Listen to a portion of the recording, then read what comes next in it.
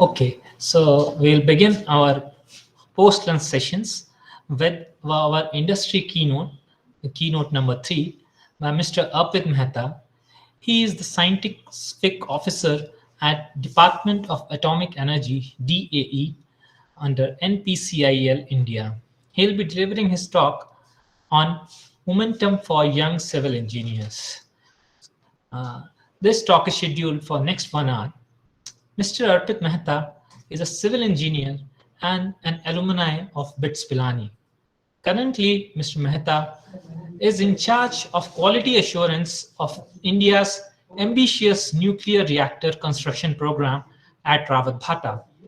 He is a hardcore civil engineer having a vast experience of over a decade in various infrastructure and industrial construction work, a work which required stringence of all construction quality demands and having knowledge of various Indian and international codal provisions. He is a member of Indian Association of Structural Engineers and lifetime member of Indian Nuclear Society. His interests include construction management and quality assurance and planning works. Mr. Mehta has been a kind friend to me and has delivered previously also keynote talks in JUIT.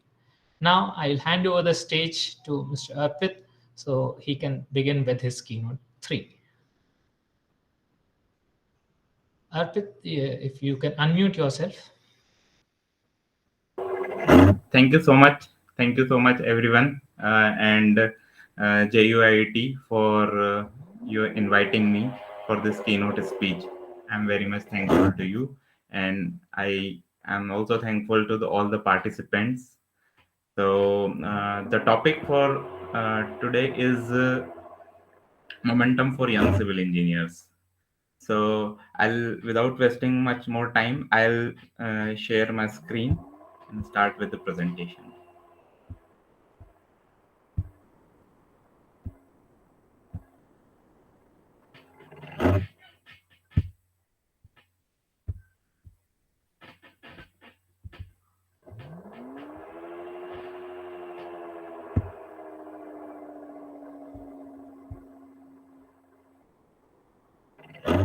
So Yes, is it your screen is visible. You can okay? just press hide button on the lower bar. Yeah. Yes, thank you. Okay. So yeah. So in this topic, we'll be discussing about the project management. Since I am from the construction background, so I'll be discussing about the project management. What are the key challenges and the real case scenarios, and how to overcome that. And also, we'll be discussing about the quality assurance, its importance, its implementation, and its benefits. And also, we'll be discussing about the key project financing issues that we are facing. And I would seek throughout this, I would like to, I would like this meeting to be very interactive. So throughout these minutes, I'll be asking you some questions in between. So please be attentive, and also I will be seeking some suggestions from you, like how I can or how we can better improve. So we all are civil engineers. So you can also suggest what should we do and how we can better it. So yeah, am I audible to all? Sure, Arpit. Yeah. Okay. Yes, Thank you. you can please go ahead. So our construction industry. So globally, the construction industry is one of the largest contributor to the GDP of any country, and construction project has increased rapidly in the recent years. So this reflects the interest of the public and private sector as well. So more and more investment is coming. So more and more the demand for the quality product is increasing, be it any sector, be it infrastructure or industrial or residential, commercial, any sector. So, uh, in project management, the core of the project management lies is in the project should be completed on time, within budget, and also with and also it should meet the required quality and specifications. So there are various factors which determine whether we have achieved these three targets or not. So throughout these minutes, we'll be discussing some key challenges that we are facing, and I would seek solutions from you. And yeah, so time, budget, that is cost or finance, and third thing is quality. So our discussion will be hovering around these three topics. So first, to make you understand, I'll explain how the project setup is, a typical project setup is. So what happens, let's say we are taking an example of power production. So in a power production company, there would be this central, uh, just a minute. Yeah. So this is the project company. Let's say a company who is the can be called as owner. Okay, the owner of the owner or the project company. So now what this required some funding. So there are some lenders like banks, NBFCs, which give loan for the project. Then there are some shareholders to the company. Then the guarantor may be a government which gives land, which makes a concession agreement with the project company, it giving you a land or on a lease basis. And there are some off-take purchaser, like after the power is produced. So who will be using it? It will be some transmitting companies, so electrical transmitting companies. And then for construction of this project, will be requiring some input suppliers for the raw materials and equipments. And to put all these in place, there would be some contractor who will be doing the construction work. The contractor would be subletting or outletting some work to some subcontractors. And owner, if he is having or maybe not having some knowledge of the technicalities, he will be having a consultant and a designer. Okay, so this is the typical project setup. I'll be taking you forward along these lines. Okay, so project management. The project management construction industry is a tool through which the society achieves its goal of urban and rural development. But having said that, it is the harsh reality that about 57%, as per some estimates, about 57% of the Indian construction projects are experiencing time overrun. These time overruns always contribute to all too expensive to all the parties, be it owner, be it contractor, consultant, designer, and the suppliers. So what what is the main challenge that we are facing is to complete the project on time, within budget, and with the required quality. So so in order to understand these challenges, um, it has been classified into some categories, like what are the challenges due to the consultant, what are the challenges that we are facing due to contractor, to because of the designers, what are the challenges we are facing in supply of equipments, or maybe there are some external factors as well. There may be factors related to labor supply, materials, and then there may be some challenges due to the owners. So we'll be discussing one by one. So let's say this is a typical example. What are the challenges related to consultant? So to understand this properly, I'll take a real case scenario. Okay, so what happens in a project? A project owner wants. Please listen carefully to the case scenario. Then we'll be discussing what are the challenges related to this. So what happens in a project? A owner wants to establish a factory. Okay, so he has all the design and all that thing in place. But now, after a certain time, the project has started. The owner feels that there is some modification required in the transformer, the transformer to be installed in the building. So he asked the consultant, because owner is not having that much technical knowledge. So he hires the consultant. He asked, to what can we do to install, yeah, to modify this transformer in the factory that we are setting. So the owner could not communicate properly to the contractor. Contractor had already started working on the project. The foundation work and all that thing was in progress.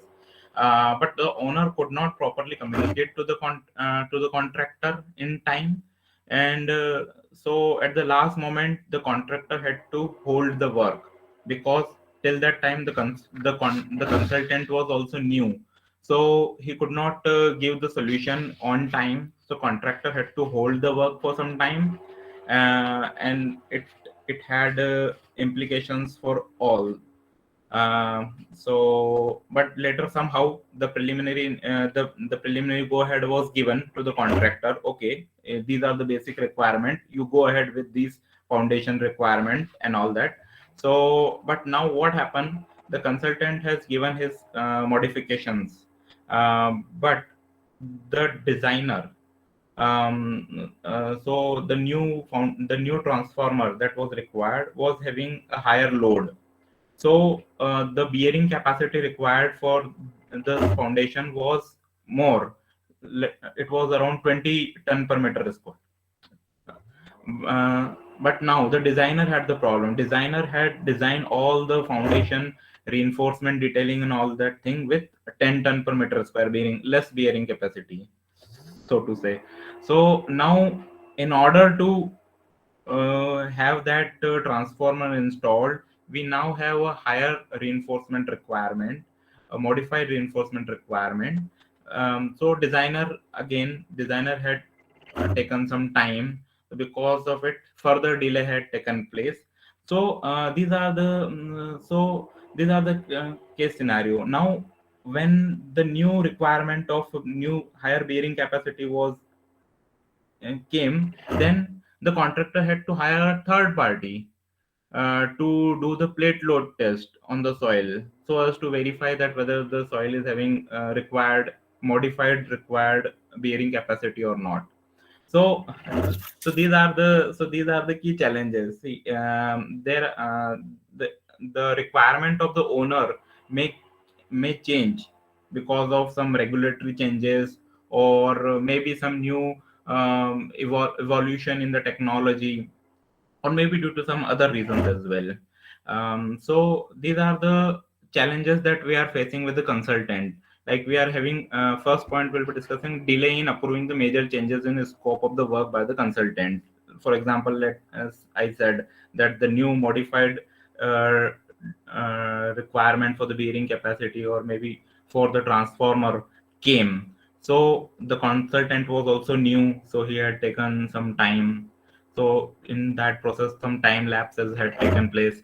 Then the lack of consultation experience that I discussed, the poor communication and coordination between owner and the contractor. As I said, that the owner could not properly communicate to the contractor beforehand. Okay, we are having some modification required, so please hold the work, or maybe take up some other work, so that this work is not hampered, which got hampered in this case.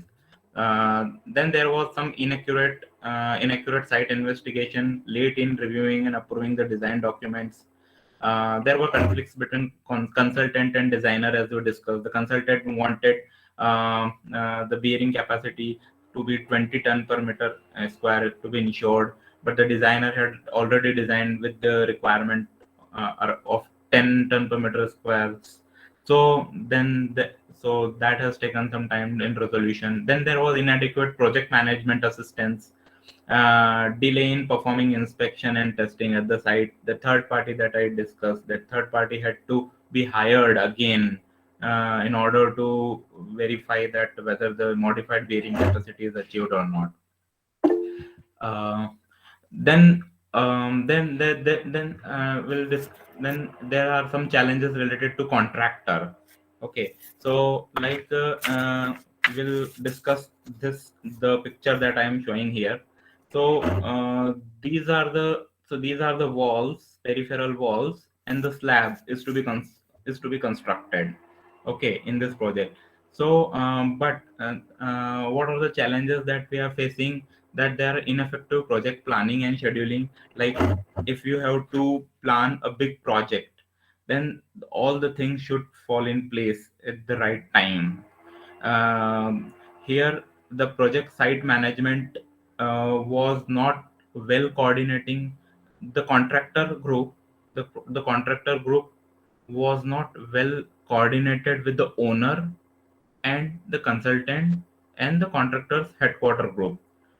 Okay, so basically, I sorry, I forgot that you all are from academic background. So if you are facing you might be facing some difficulty in understanding this terminology, contractor or owner and consultant. And so let me explain uh, briefly to all. First of all, so the owner company, let's say it's a government company who is having the requirement of construction of a power plant construction, so he is the owner, it's the owner company. Okay, and then consultant. So let's say we hire some consultant because we are not so technically into any specific thing, so we hire JUIT professor for our this thing, to get the confidence of what we are doing. So we are having a consultant of JUIT university. And then there are some contractor, these L&T, HCC, big companies. We have given the sublet the work to them. Then these big contractors have also sublet the work to some petty contractors. Like for some have given work to the reinforcement guy, a subcontractor of reinforcement who is specialized in reinforcement. So he does all the reinforcement work for the project. And some for form work, someone is doing the form work. And then there is a designer. So maybe we have hired some Tata consultancy, for example, for a designing thing. So is a designer, or maybe it may be a in-house design by the owner. Okay, so this is the typical setup that I am discussing. Now, coming back to the topic, then there are some challenges related to contractor. So in this real case scenario, this peripheral walls has had to be constructed first, and then there was some slab to be casted above this thing. So then there are so what are the issues or challenges we are facing? That sometimes the financial planning of the contractor is not such that that it it becomes parallel with the requirement, the financial requirement at the site. Okay, then like for example, there might be some time where contractors have surplus fund, but not that much front available at the site to execute the work. Then there might be some time, then there is a lot of front available, and there is a lot of pressure, timeline, critical deadlines to finish, but he is having a financial crunch. So uh, the finance of the project should be managed properly so as to execute the work smoothly. Then if many times we are facing the problem that we have given the contract, we have worked to the contractor who is very well qualified, but he has given the work to the subcontractor who is not having a proper subcontractor, or maybe workers who are having less qualification or less experience. Then uh, what if, then what is happening? The reinforcement work, let's say the subcontractor is doing the reinforcement work at the site. He is tying the reinforcement, but the gang, its gang, means labor, are not that qualified. So they have put the reinforcement, but it was not in place. So when it was checked, it has they had to do the rework. Okay, so it has again delayed the project. Then there are availability of these tower cranes. The so the tower crane is utilized to put reinforcement from outside to the site place, to the formwork. Maybe formwork might be lying here, so he has to, so the crane has to, this tower cranes has to bring that formwork to this place. Then there are various materials, equipments which are lying outside the plant boundary, which are to be brought to the site.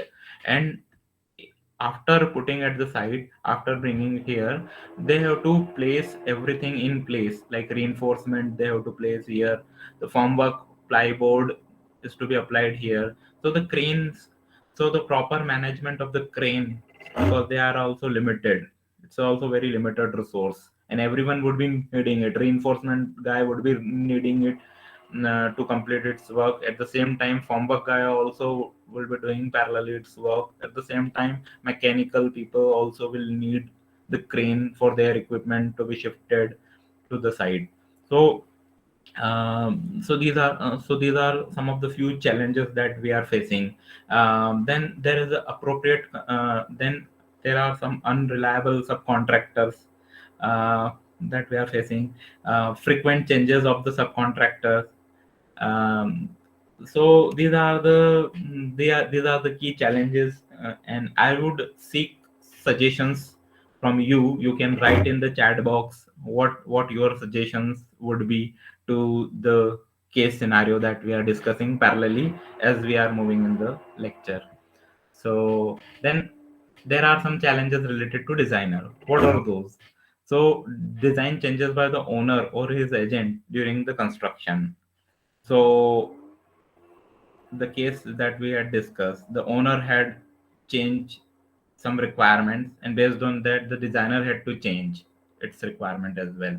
So as to redesign, there may be some times that the designer is unable to understand the owner's requirement. So these are also the some challenges. Then there are some design errors, omissions made by the designer. Sometimes even the designer has not given the complete design. So again, the contractor is facing the problem, like how to, what should we do? Defective design by the designer, lack of design team experience. It is very much essential that if your project is very specific, very typical kind of project, then you need some specific designers. Not everyone can design everything, so you need that specific key players.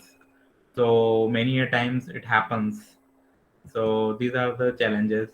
uh, then there are some challenges related to equipments, like for example, I told that here you can see the bulldozer. So what happened there, that there are 10 bulldozers at the site, but due to some breakdown, only 6 are available. Now the workload is so much that you have to shift the material. So some few tower cranes which were nearby had to be used parallelly in order to supplement that thing. So the tower crane got engaged in this work. So the other work of the reinforcement or maybe other priority work got hampered. So these are the challenges. These are some challenges. Shortage of equipment. There might be some time when there are less uh, equipments available at the site than the required. Frequent breakdown is a common problem. Equipment allocation, it's very much essential at site. Everything has to be done on time. So and everyone would be needing that limited resources. So allocation, it is very much responsibility of the project manager to allocate these things, allocate tower crane, allocate bulldozer uh, to the right time to the right person. Then there may be some problem related to slow mobilization of the equipments. Like if equipments are more equipments are required, but they are coming at the site, but they are coming very slowly. So these are the few challenges in related to equipment. Then there are some external challenges like supply problem, supply of electricity required at the site, water, drinking water supply at the site. Then there are some price fluctuations that we have seen. This is the major problem we are facing in mainly in EPC project, engineering, procurement, and construction, where the lump sum contract is given and the contractor has to execute its design and supply of material. So we have seen in the COVID scenario, in Corona, this thing, in the last 1 year, you might also be seeing that the reinforcement steel prices, there is a lot of fluctuation of almost of 100% to the tune of 100% in the price of steel due to buying by the China, US infrastructure project and all those things. So there is a extreme demand, and it has driven the price of the TMT reinforcement bar to the sky. So if but the contractor has taken the project or his budget maybe according to that price, but there's a clause that whatever may be the price, you have to supply and you have to execute the work within time. But now the contractor has to acquire those materials at the higher prices, so it's a very much challenge to it. Then if he is unable, he will ask owner, and it would unnecessarily cause the delay. So, and then there are some delay due to obtaining permits from the municipality or the government. Then maybe inadequate raw material production in the country might be decreasing. Then there are some government regulations, maybe some taxation laws, or maybe some policy changes due to which the work gets affected. And there are some unfavorable weather conditions, like in rainy season. It it it, it, it happens like in rainy seasons, the work could not be as fast as we can complete it in winter or summer season. So yeah. And then there are some problem, like if like some accident happened at site due to some mistake, due to some labor mistake, some accident has happened. So again, it's delaying the project. Then there are some theft at the site, then slow site clearances. So these are some uh, few rare issues that we are facing. Uh, Now coming to the labor issues. So related to labor, many a time it happens that a subcontractor doesn't have the required mason, or the guy who is doing the reinforcement work, or maybe the formwork work. There are some specified or qualified we do qualification of the labor or the subcontractor for reinforcement work, for form work, and all those information work and all those things. But subcontractor, maybe due to some shortage of the labor, it is shortage of labor is always there. So he might be utilizing some unskilled person or some unqualified person for that work. So then there, so if he is using that those person, then there will be lack of low productivity. And so these are the things. And now what happened, one of the major other problem is the labor strike. Maybe subcontractor, it is being seen in many projects that the subcontractor doesn't pay the laborers on time, or maybe the contractor is not paying the subcontractor on time, so due to which the labor strike is also very common. um, then also there is not much motivation to the subcontractor to finish the work in time. So yeah, so low motivation, and the labor also doesn't have any incentive or any motivation to finish the work on time or before time. Yeah. So, and then the challenges we are facing related to material. Material, as I discussed, the TMT bar, for example, there is a shortage of construction material due to the pandemic. There is supply crunch from the supply side, as well as uh, the late delivery of the material is being observed nowadays. Delay in manufacturing of the materials because of this corona pandemic. Some factories were shut down, so production has also decreased. Uh, and poor procurement of the construction material, escalation of the material prices, as we have discussed for TMT bar, and similarly other construction material as well. The lumber prices also increased threefold, fourfolds. And so yeah, so these are the some challenges we are facing related to material. And then there are some challenges related to owner as well, like the owner is not able to make payments on time to the contractor or to the subcontractor. Then there are some uh, then there is a provision in the contract that you have to award the contract to the L1, means the lowest bidder. But the lowest bidder may not always be the best company or maybe the best person to execute the work.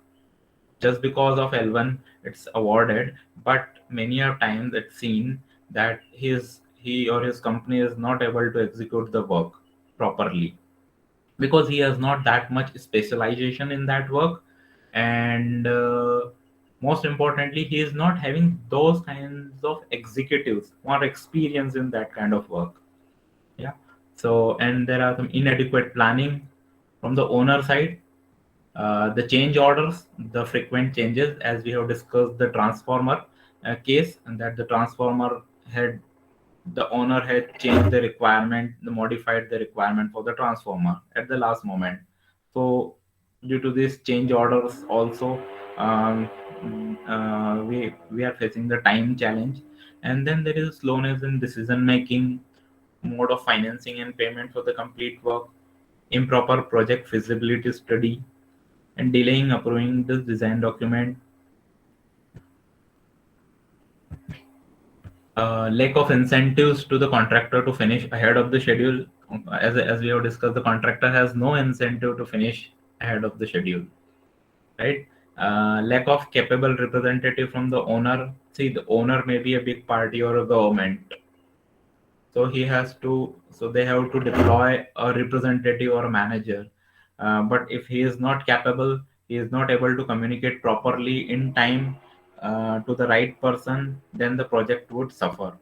And there are some additional work, bureaucracy related, tendering related, inappropriate contractual procedures, lack of owner experience in construction project. As we have discussed, the owner may not always be very much experienced technically, so a consultant is to be hired. Then challenges related to the project. The complexity of the project also determines the time, the level of quality, the level of inspection, supervisions required for the project. The legal disputes between the project participants. Then there may be some cases of arbitration between the owner and the contractor or contractor and subcontractor. Then there are ineffective delay penalties. Original contract duration is very short, and the contractor has taken, but practically it is not possible to execute the project in time. And inadequate definition of the substantial completion, unfavorable contract clauses. So these are some challenges related to the contract, the contracting document or the bidding document. So having discuss all these challenges, I would need your solutions, and we'll also discuss some of the recommendations that what a project owner, company, or contractor or designer has to go through. So owner must pay the progress payment as fast as possible on time as per schedule, so as to not to delay the further distribution of the work to contractor, subcontractor, and all those things. And the contractor should not be awarded the job in which they lack sufficient expertise. Yeah, that we have discussed. That due to lowest bidder, the contractor has got the project, but he should be well qualified. The inadequate experience of the contractor is the most important on the delay. Contractor with inadequate experience cannot plan and manage the projects properly. So these are very so it has some consequences on the time. The contractor should pay more attention to prepare effective planning and scheduling. During construction, planning and scheduling may be revised if necessary. Only a well planned and scheduled project can be well executed. Like we have said that the cranes, the requirement of the equipments, the proper planning should be there. How much time the reinforcement time would take place, how much time would formwork application would take place, how much time concreting would take place, how much time this the next activity which is in line will be taking place, whether this activity is on critical path or not, what should be prioritized, what is the funding available with the project manager to execute the work. uh, then some more recommendations, like owner may demand some design changes. Owner may demand at any time. So but he should also ensure that there are no adverse effect on the activities of the critical path. Delivery of the equipment, of the construction equipment and material on the site not to be late in order to execute the work in a planned order. So the procurement department has to plan the materials in advance, like what material in what quantity on what date is required and where. Then if subcontractor is capable, reliable, the project can be completed on time as planned. The project may face delay if the subcontractor underperform because of inadequate experience and capacity. Therefore high degree of subcontracting should be avoided. If the contractor has awarded the project to the subcontractor and he has awarded to the subcontractor, so then it becomes very difficult to manage. So there should not be higher degree of subletting the project, and the subcontractor should be very much experienced. Only expertise person should be awarded the work. Performing inspection and testing by the consultant. uh, it's very much essential that the consultant should perform at regular frequency, and as per the graded approach, like when is the most important time to visit the site, what might be the challenges and how to resolve it in fastest way. Then there are some challenges, maybe some recommendations to change orders often lead to claim and disruption of the work due to inadequate analysis of the project in initial stages, and also contract conditions.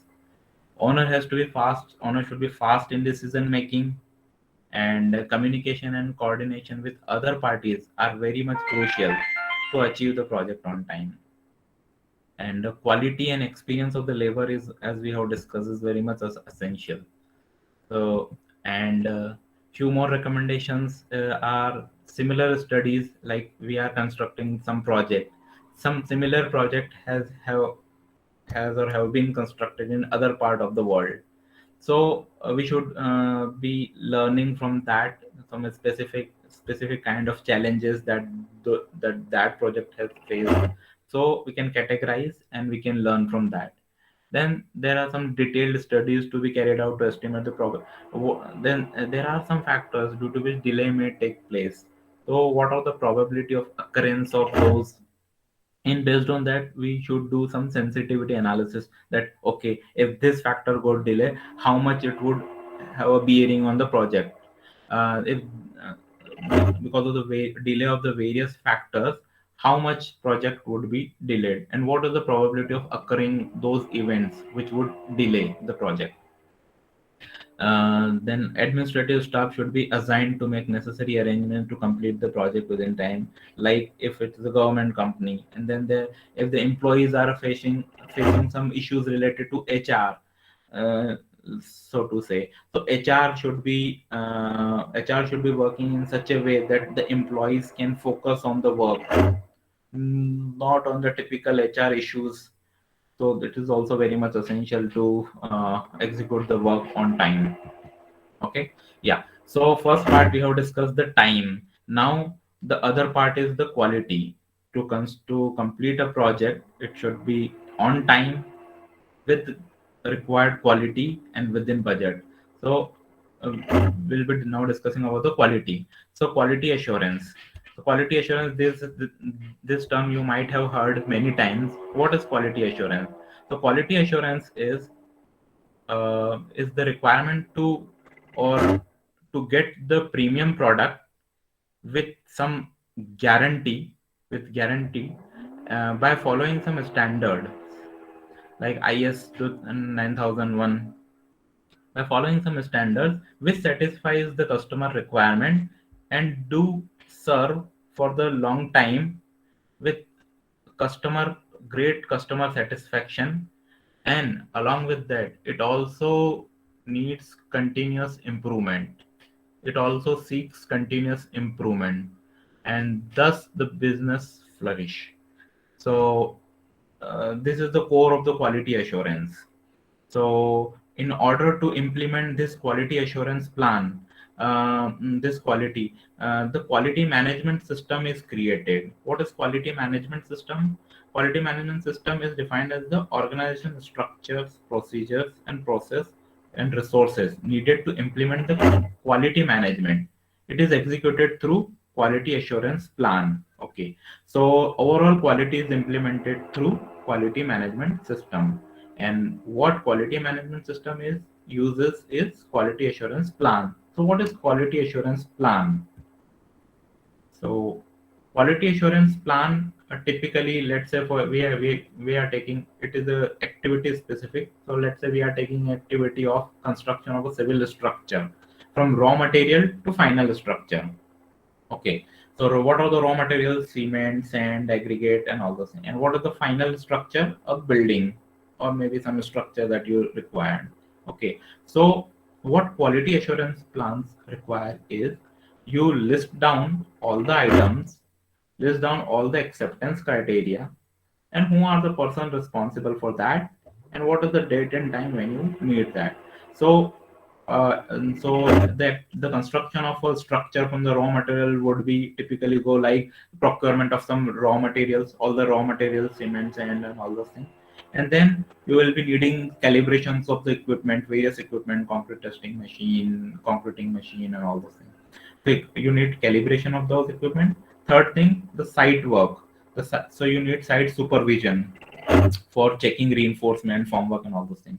And then after the concreting is done, you need some post-concrete checking whether the structure meets the quality requirement or not.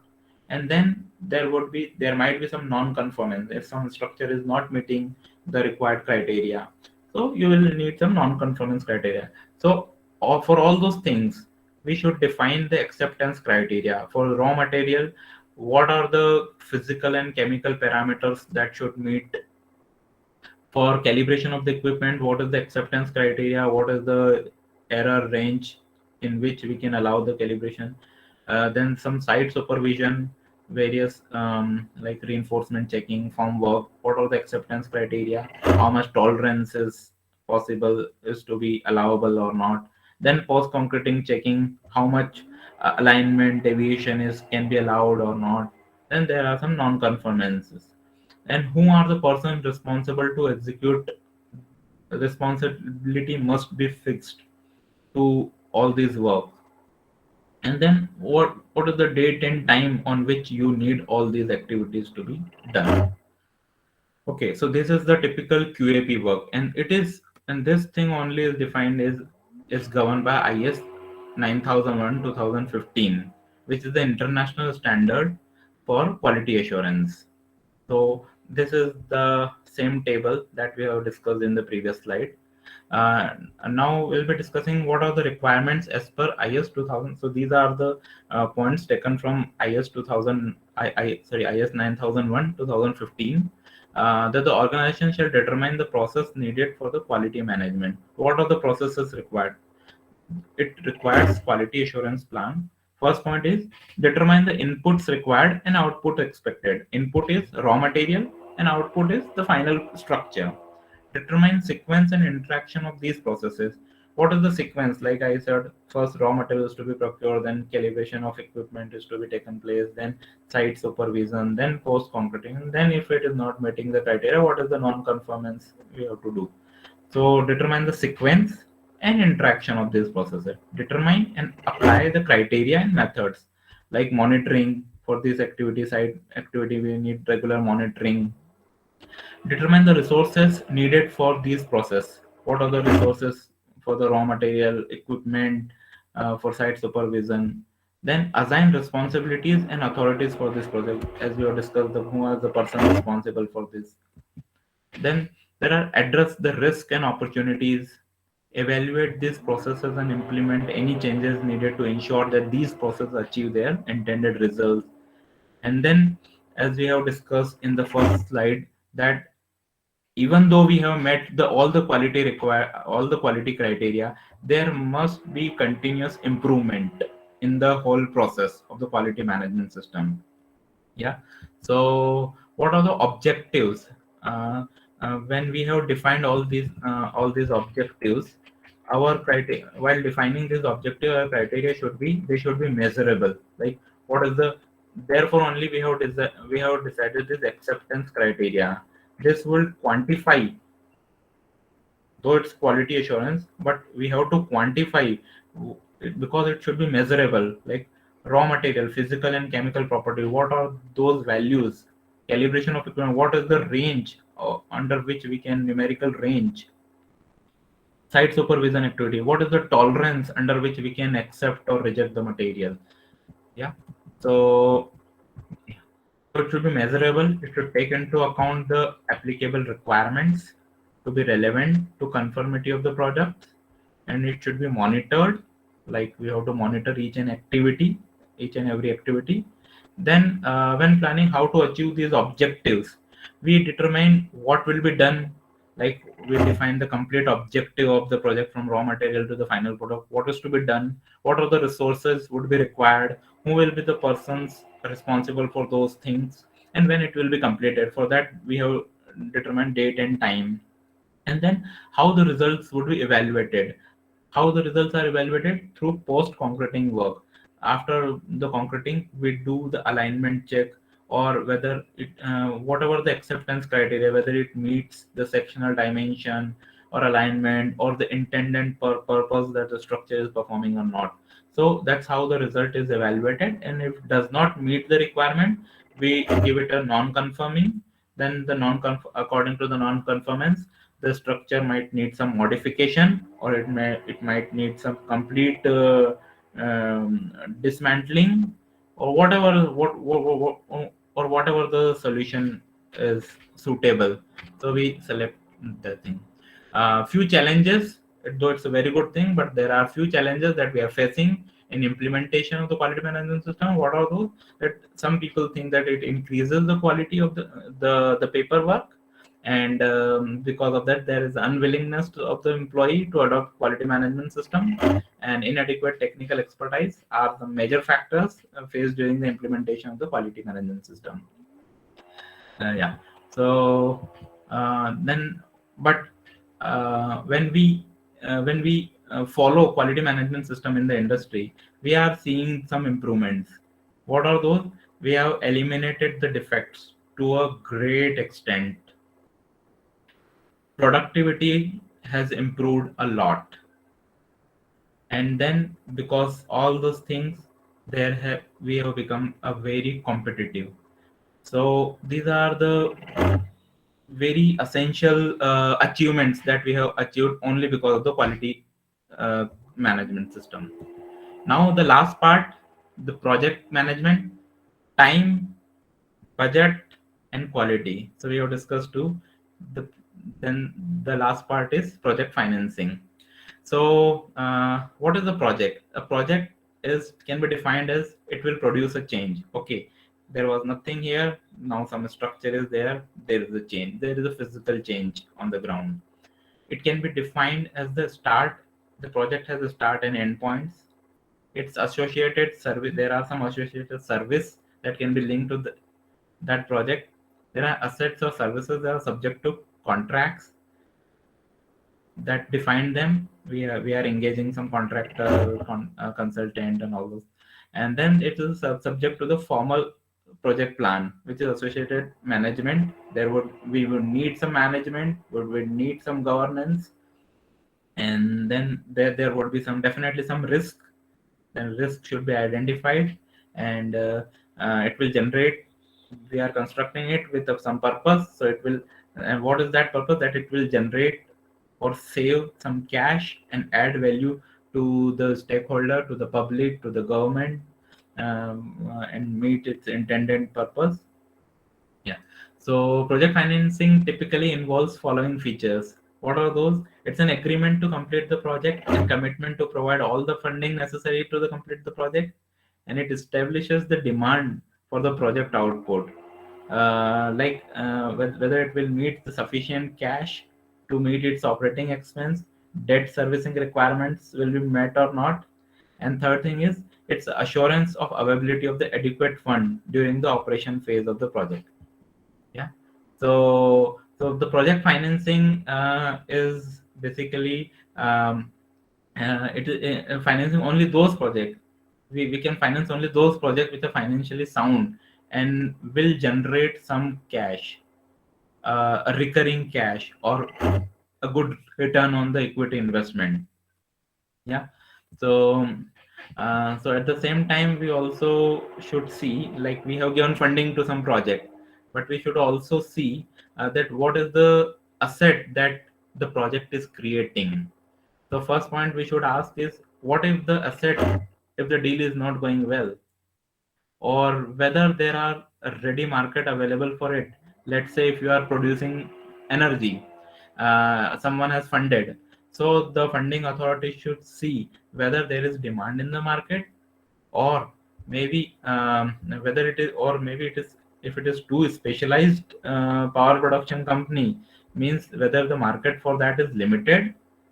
The debtor in position, that is the company who is asking for money, the debtor in position may be forced to sell if the requirement is not there, or if the technology is obsolete, or the price at which you are selling the electricity is very high.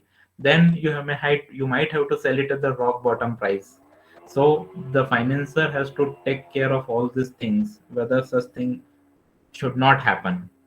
Okay. So does the debtor in position means that the lender or the provider of the project finance is taking on additional risk? So these are some key issues that the financer of the project, the funding authority, or the government, or the owner of the project should see into. Yeah. And should also evaluate the financial conditions. So there are two categories of financial agencies. Some will be debtor agency, and other would be the equity agency. So and the purpose of both the equity agency would the lender of the project would want that the project should generate revenue to meet the operational and maintenance expenses, and still have enough revenues to service in debt the debt authority, like the bank or NBFCs that are funding that. And the equity investor would want that the project gains some profit, and it gives a hefty dividend to the investor. So these are the evaluation criteria for both the parties, to the equity investor and to the debtor. Yeah. And lastly, they should also conduct some sensitivity analysis that we have discussed, like which factor is affecting the project the most, and what are the probability of occurrence of those events. So construction cost overrun, this is the one of the, if the time gets delayed, it is very very high chances that the construction cost would overrun. Then delay in construction, we are discussed so many factors that it's a delay due to there are so many parties involved in the project. So it is quite eminent that even if one party is slow or delay or maybe defaulting, then others would have to suffer. Reduction in performance, higher downtime or lower availability of the services, reduced uses of the project services or the outcome from the project. As we have discussed, like if you are producing electricity, and you and over the years the scenario has changed, and now some other kind of new technology has evolved, and they are supplying at a very lower price.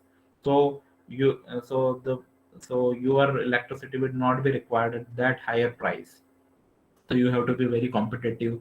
Then higher input cost, as we have discussed in the corona situation, the cost has increased, the operating cost due to labor supply, exchange rate, and higher interest rate. So these are the few factors which would affect the project financing, and would affect, if the financing is affected, then project quality and time both would suffer. So this is all I wanted to discuss.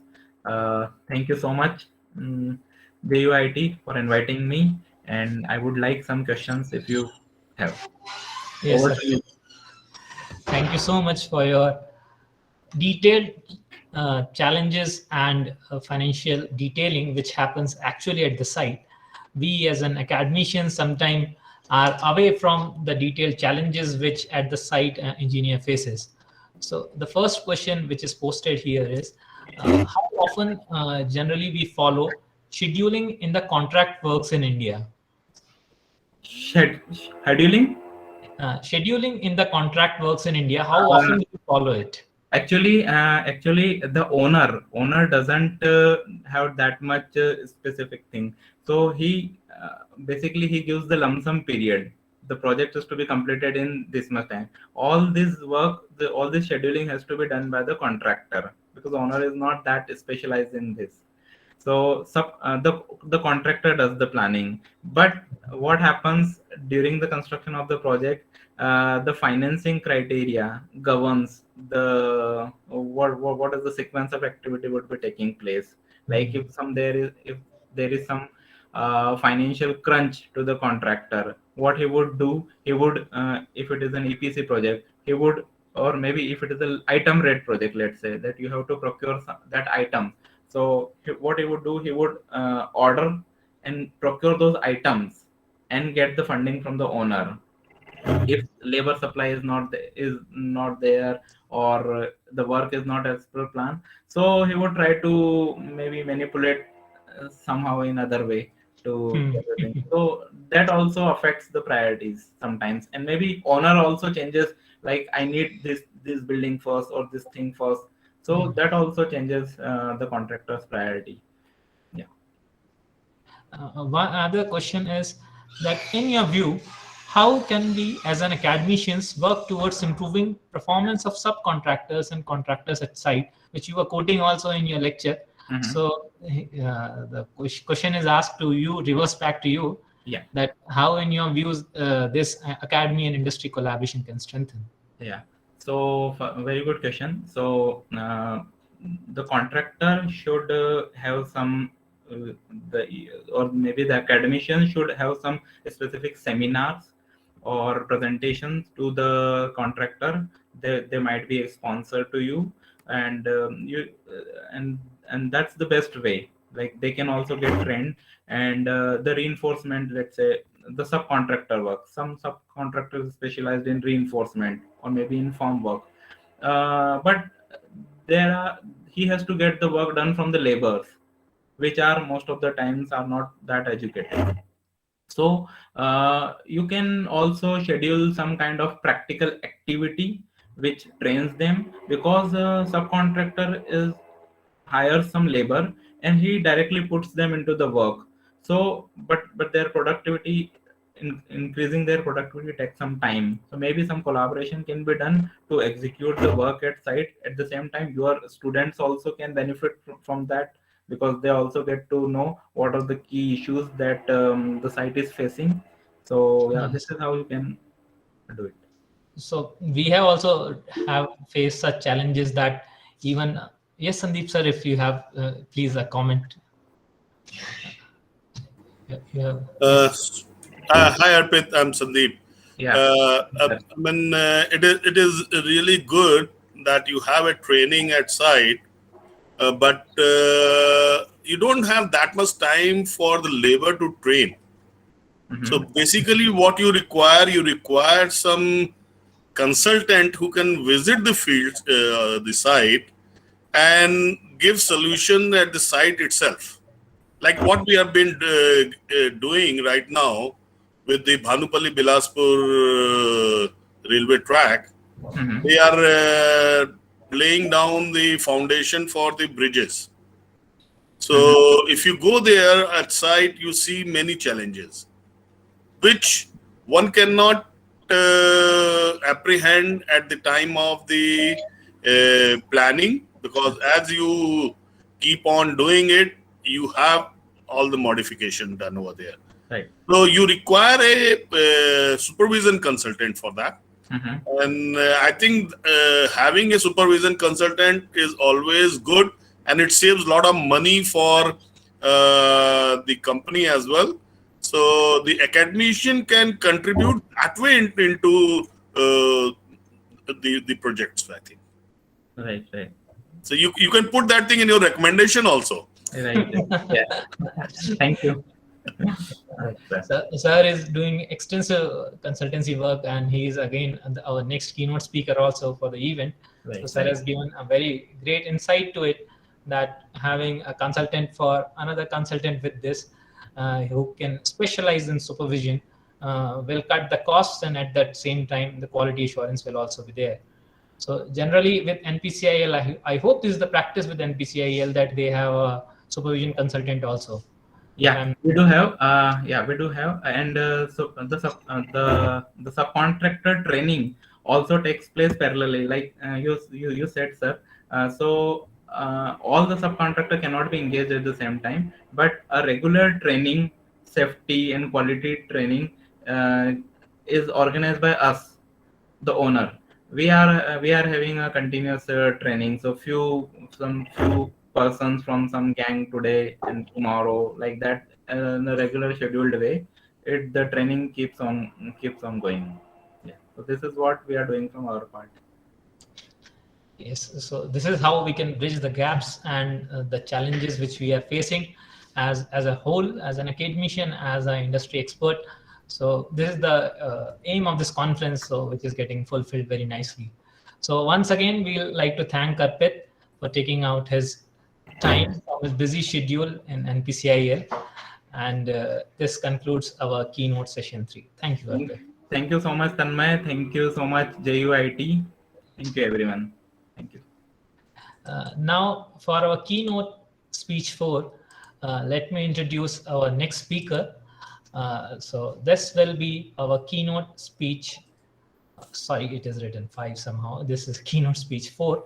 And Professor Sandeep Singh from Department of Earth Sciences in IIT Roorkee, he will be delivering his talk on vernacular heritage practices for earthquake resilient structures in Himalayan region. Professor Sandeep Singh is the faculty in Earth Sciences Department at IIT Roorkee. In addition to this position between May 2014 and June 2018, he held the responsibility of Dean Alumni Affairs and International Relations of IIT Roorkee.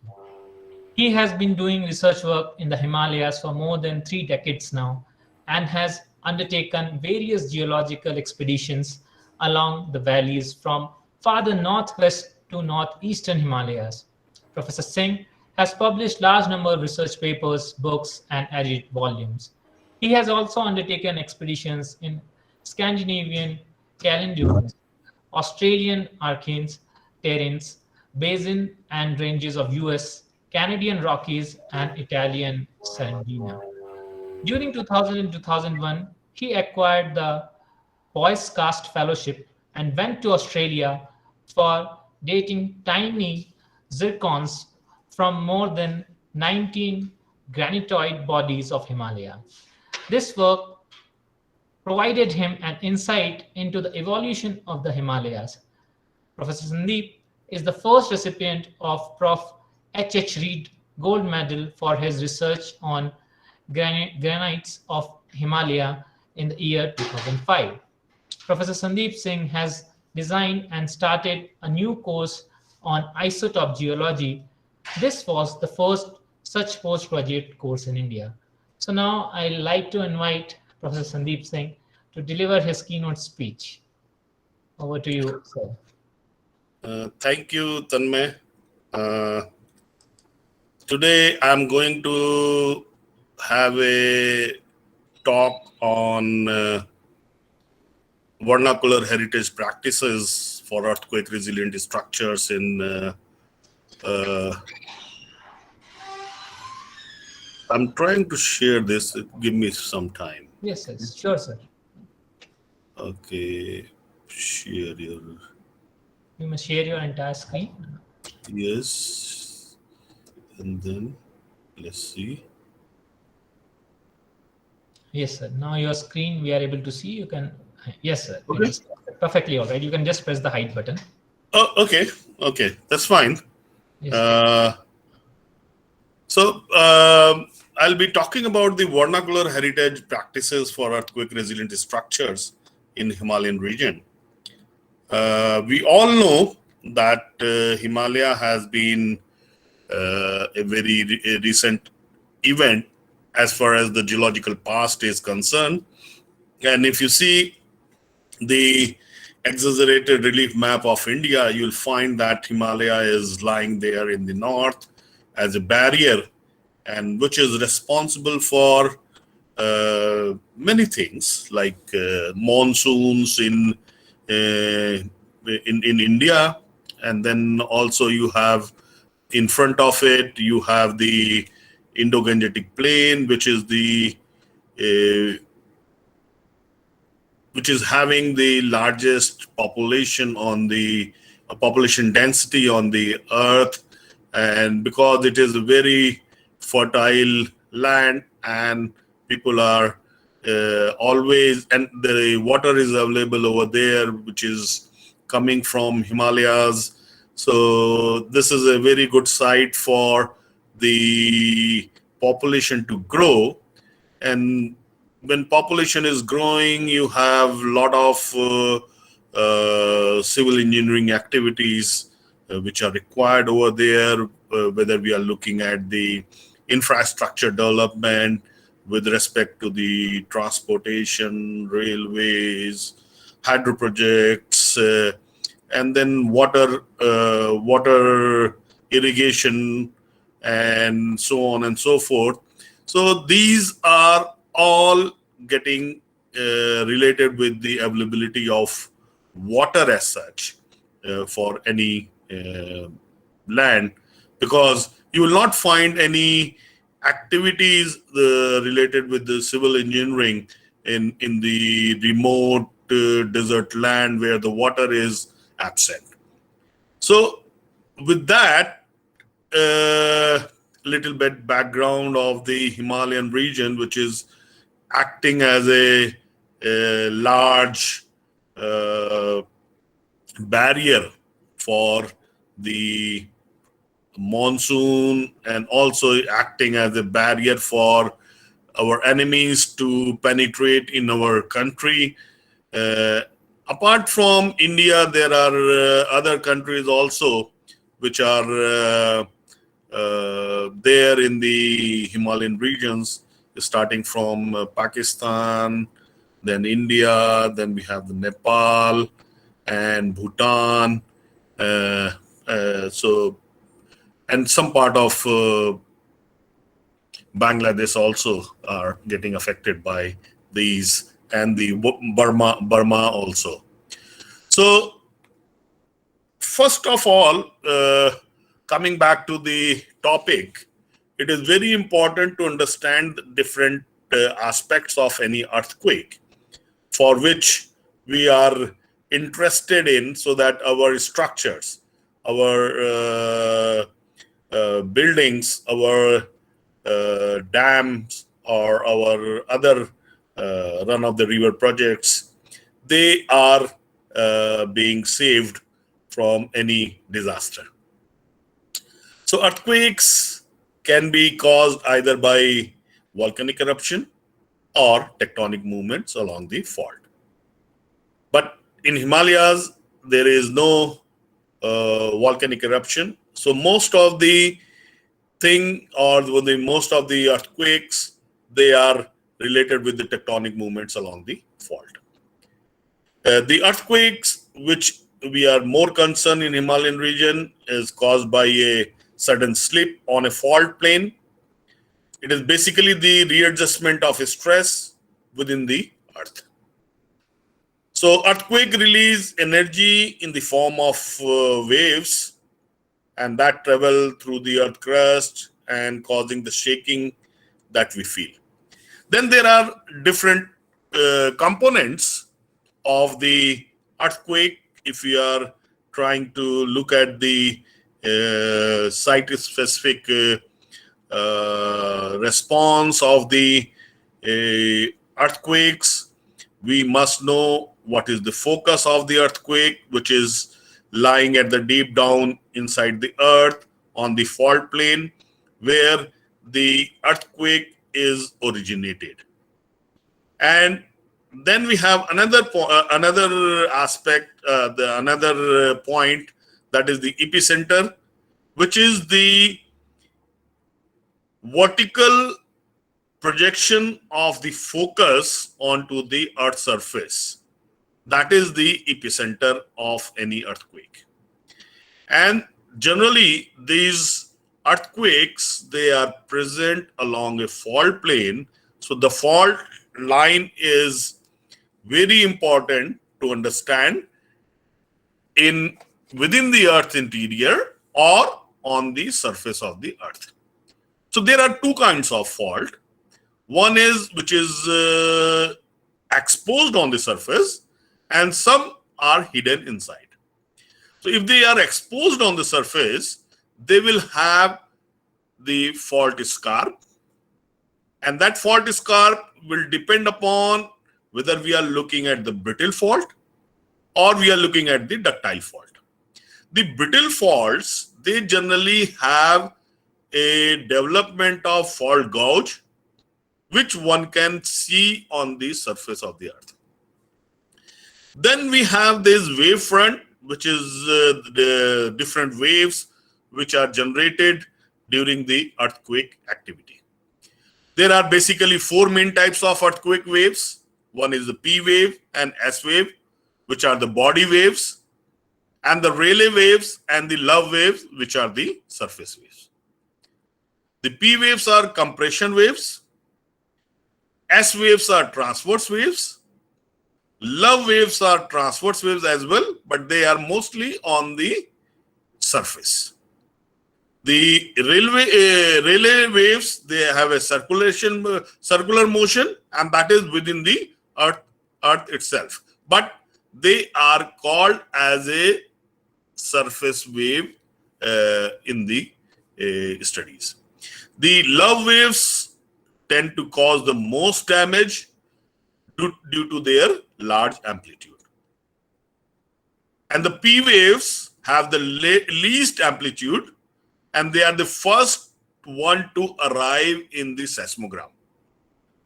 Because you have to find out when the earthquake is occurring, and that can be recorded with the help of the seismogram.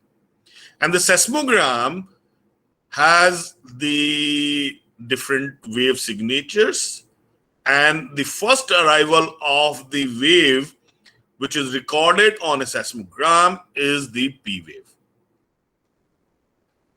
Then coming back to the Himalayan region, if you see, it is all related with the different faults as we talked about. So there are different tectonic boundaries within the Himalaya, which are separated by different rock types. Like if you see the light yellow color, that is the sub-Himalayan foreland basin, which is mostly known as the Shivaliks. And Shivaliks is separated from the Indo-Gangetic plain by a major tectonic boundary, which is the Himalayan frontal thrust. So these thrusts, which are the major tectonic boundaries, they are responsible for the tectonic activities. And because of that, most of the earthquakes, either in present scenario or in the past, which is the geological past I am talking about, not in the historical past, but the geological past, because in geology, we talk in terms of the million-year scale. And the historical geology is basically the one which is going to 100 and 400, 500 years ago. And then there is another, prior to the historical one, we have the geological recent, that is, we are talking about in the 1,000-year scale. So in geology, our scale is different. So we have this Himalayan foreland basin, and north of it, we have the lesser Himalayan sedimentary sequence, which is separated by the MBT, that is the main boundary thrust. And this thrust is the most active thrust as far as earthquakes are concerned.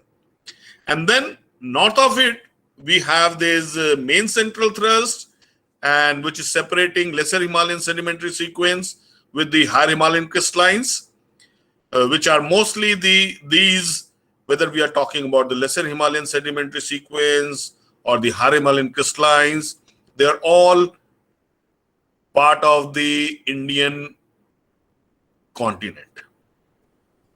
Then as we move towards north, we have the Tethyan sedimentary sequence, which are basically the sediments which have been deposited in the Tethyan Ocean.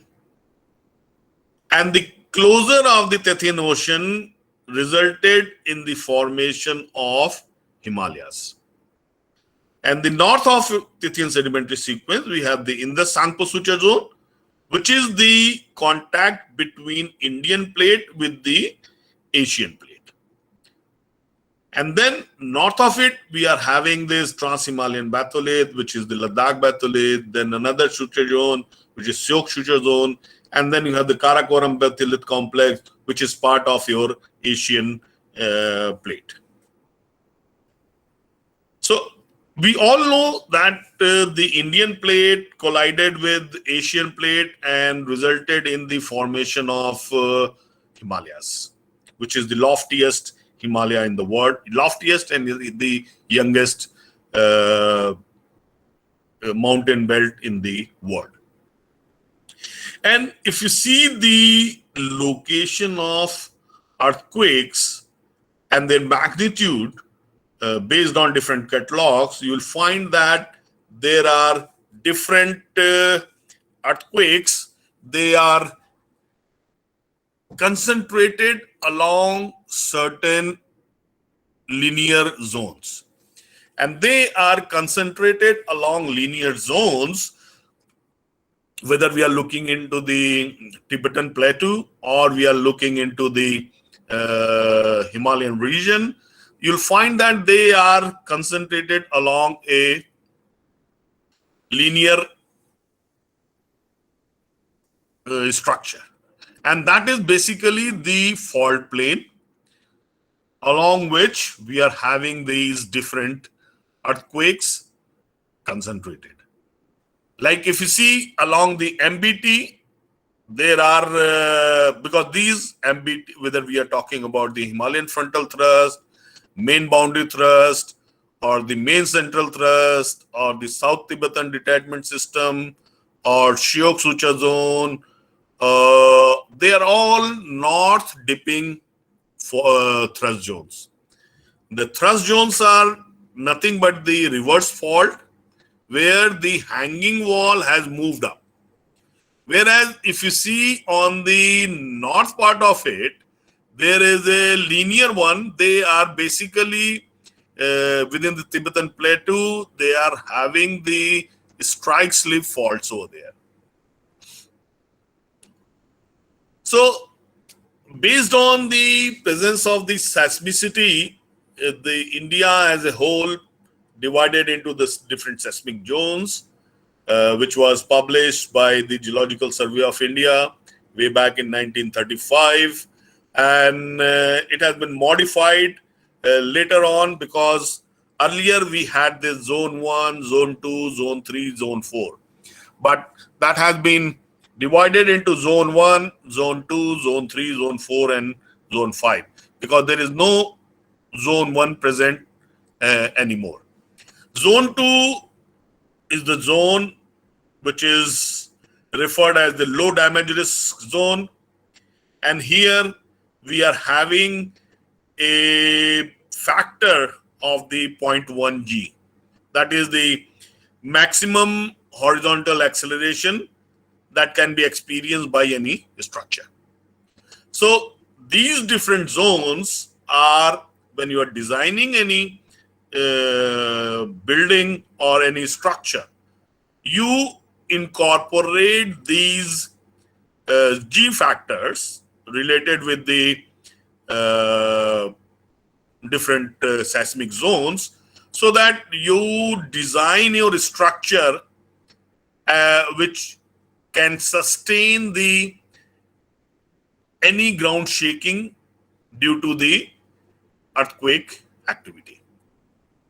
And like that, if you are looking at the zone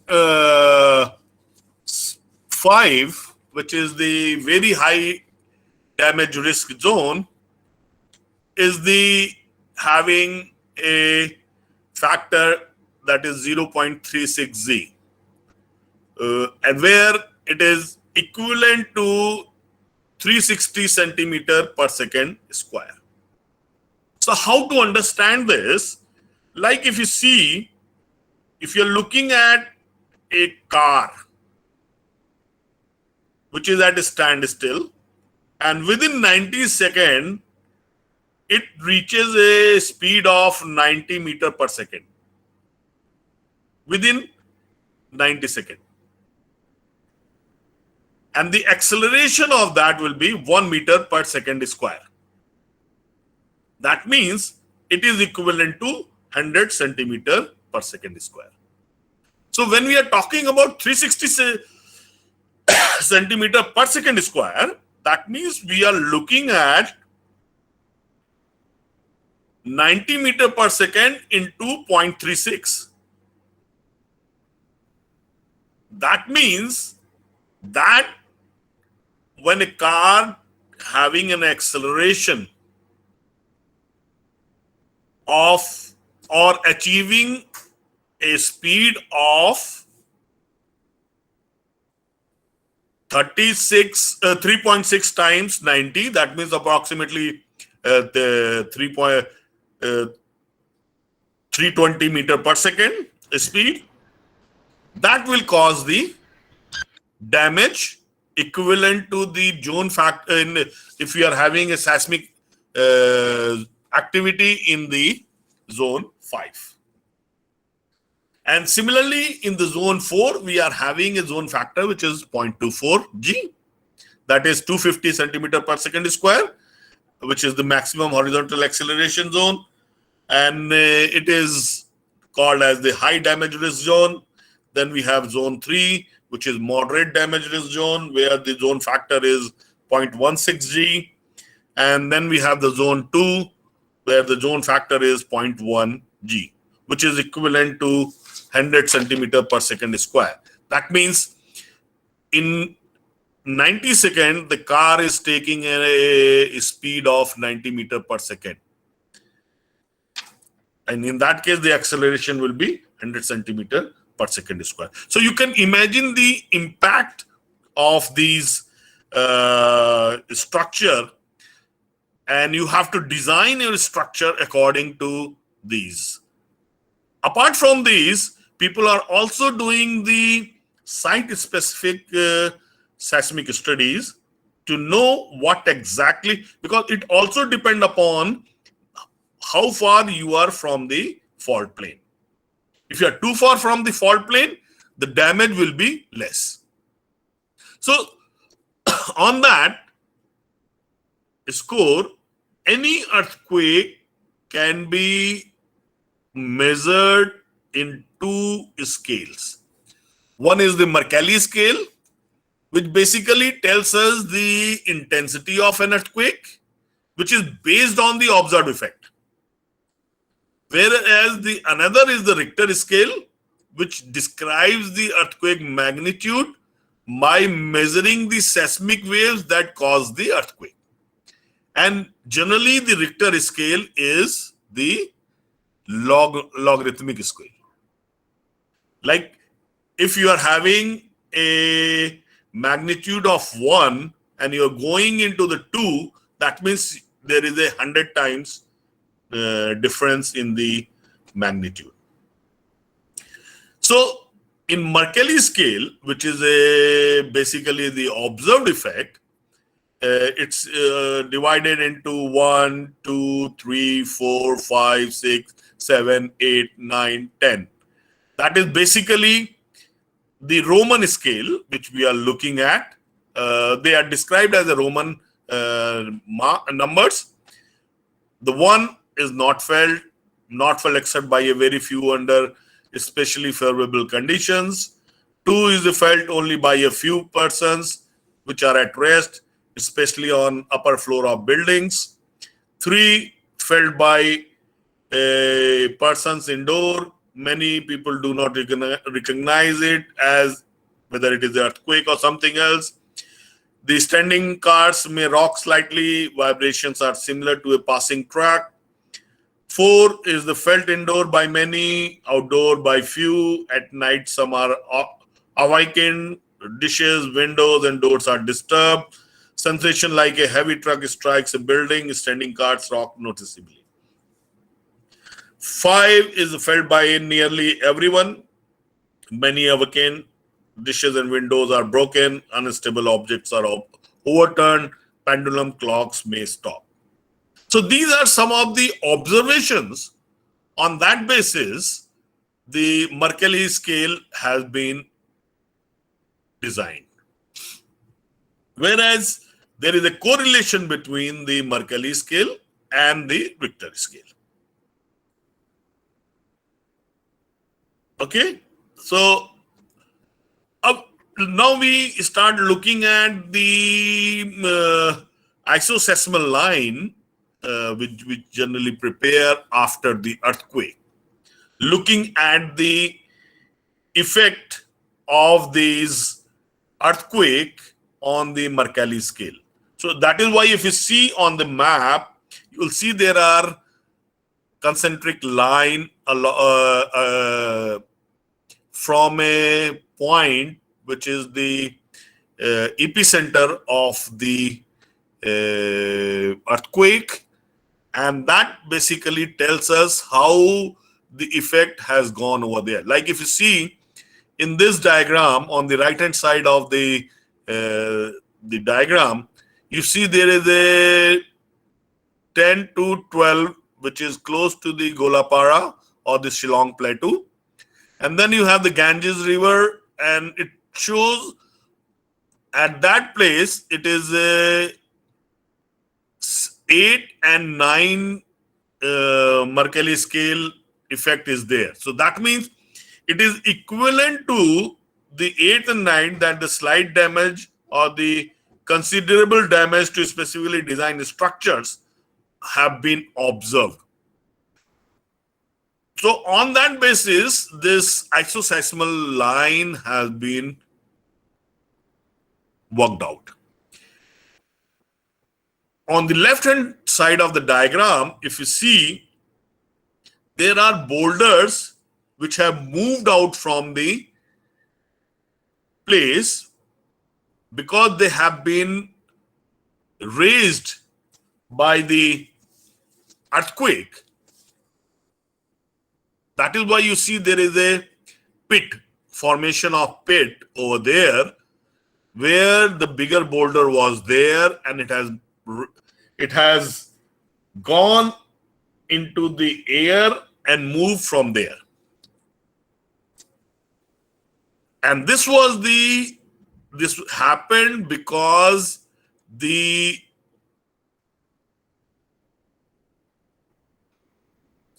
seismicity was of the 1G character. And this is a hand sketch basically drawn by Oldheim in his memoir about this Assam earthquake, which is 1897, and the magnitude of more than 8 earthquake in Himalayas.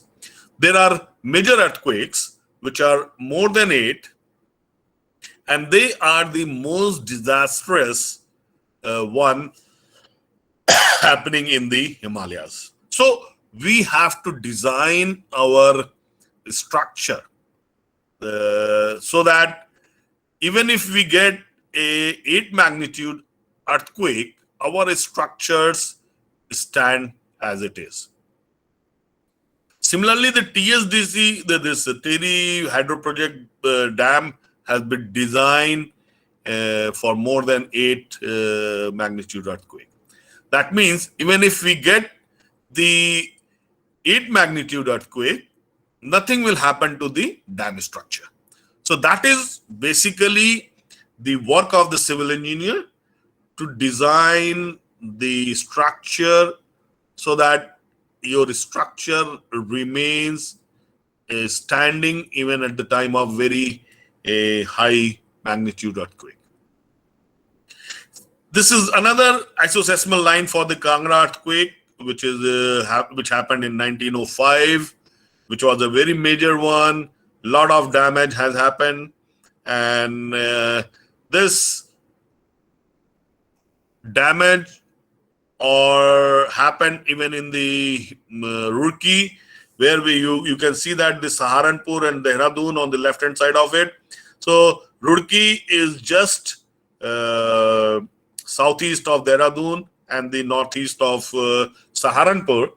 And within our main building, that's a huge building in Dome, there was development of crack, as mentioned by Middle Mace in his memoir. Then we have this another earthquake, which is the Bihar earthquake, or most people they call it as the Nepal Bihar earthquake of 1934. And you can see the isosesmal line for the Bihar earthquake as well. So people prepare the isosesmal line with respect to a particular earthquake, whereas the different zones are developed looking at the what kind of earthquake or what kind of the peak ground acceleration can happen in an area, and that can be designed in the structures as well. Then we have this Uttarkachi earthquake of 20th October 1991, which had maximum PG of about 304. And if you see the table there, you can see that you have the Bhatwari is at 348 centimeter per second square. You have the Uttarkachi, which is 237, or that's a longitudinal one.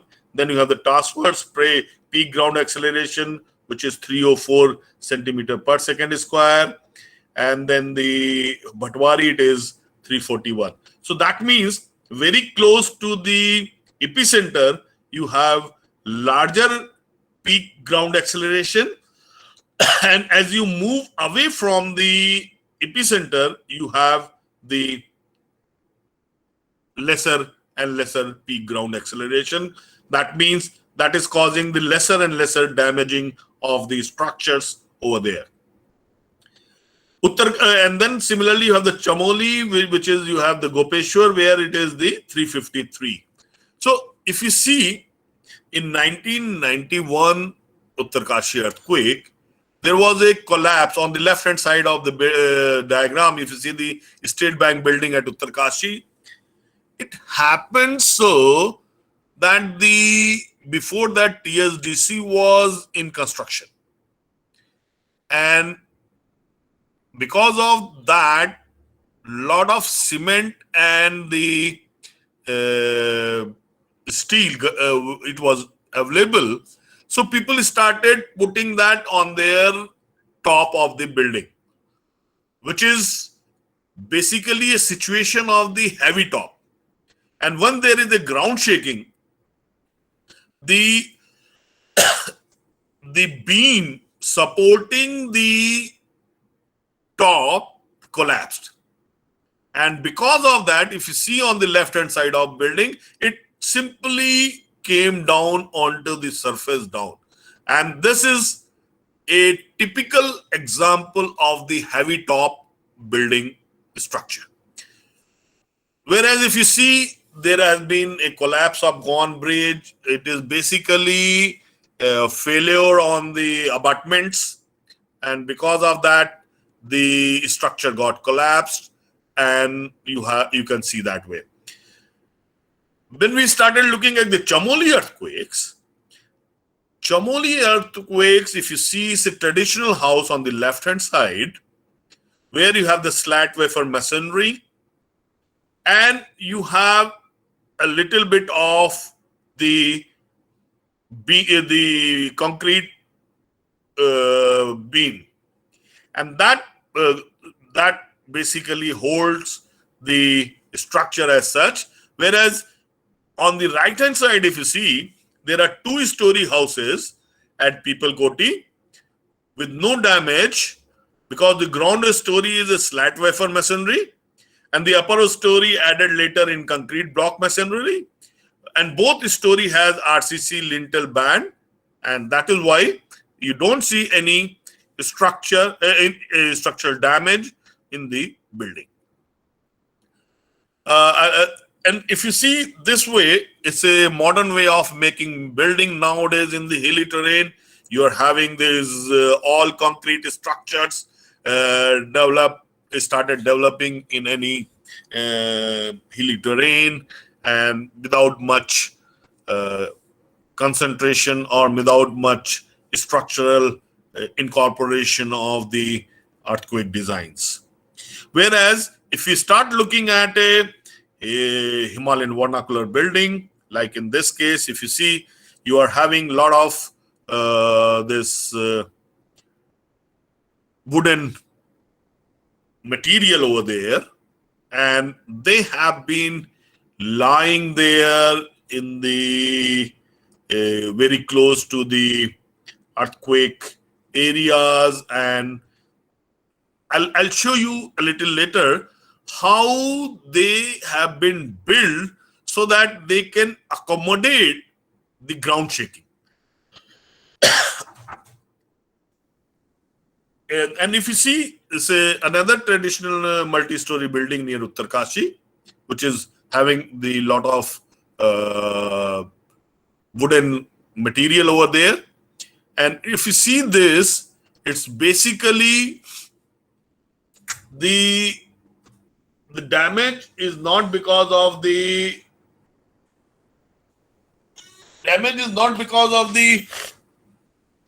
structures or anything else. It's because of the time that it has changed. And on the right hand side of that, the diagram, if you see, this is a traditional hut made from wood, slate and mud, and it's also very much structure, these earthquake resilient structures over there. And then if you see the third one, where you can see the 3 evolutions of the building technology, where you have the stone only temple on the left hand side, then you have the traditional Kumaoni house made of stone masonry, log beam and the slate roof. And then if you see on the base of it, you have a concrete reworking of a traditional house in the same building bottoms. And if you see the close-up of this, a layered stone temple where we don't have any wood or reinforcement or the use of mortar is very minor. So they have been laid horizontally. That means even if there is a ground shaking, there is not much of mortar. So they readjust themselves at the time of the horizontal movement of the earthquake.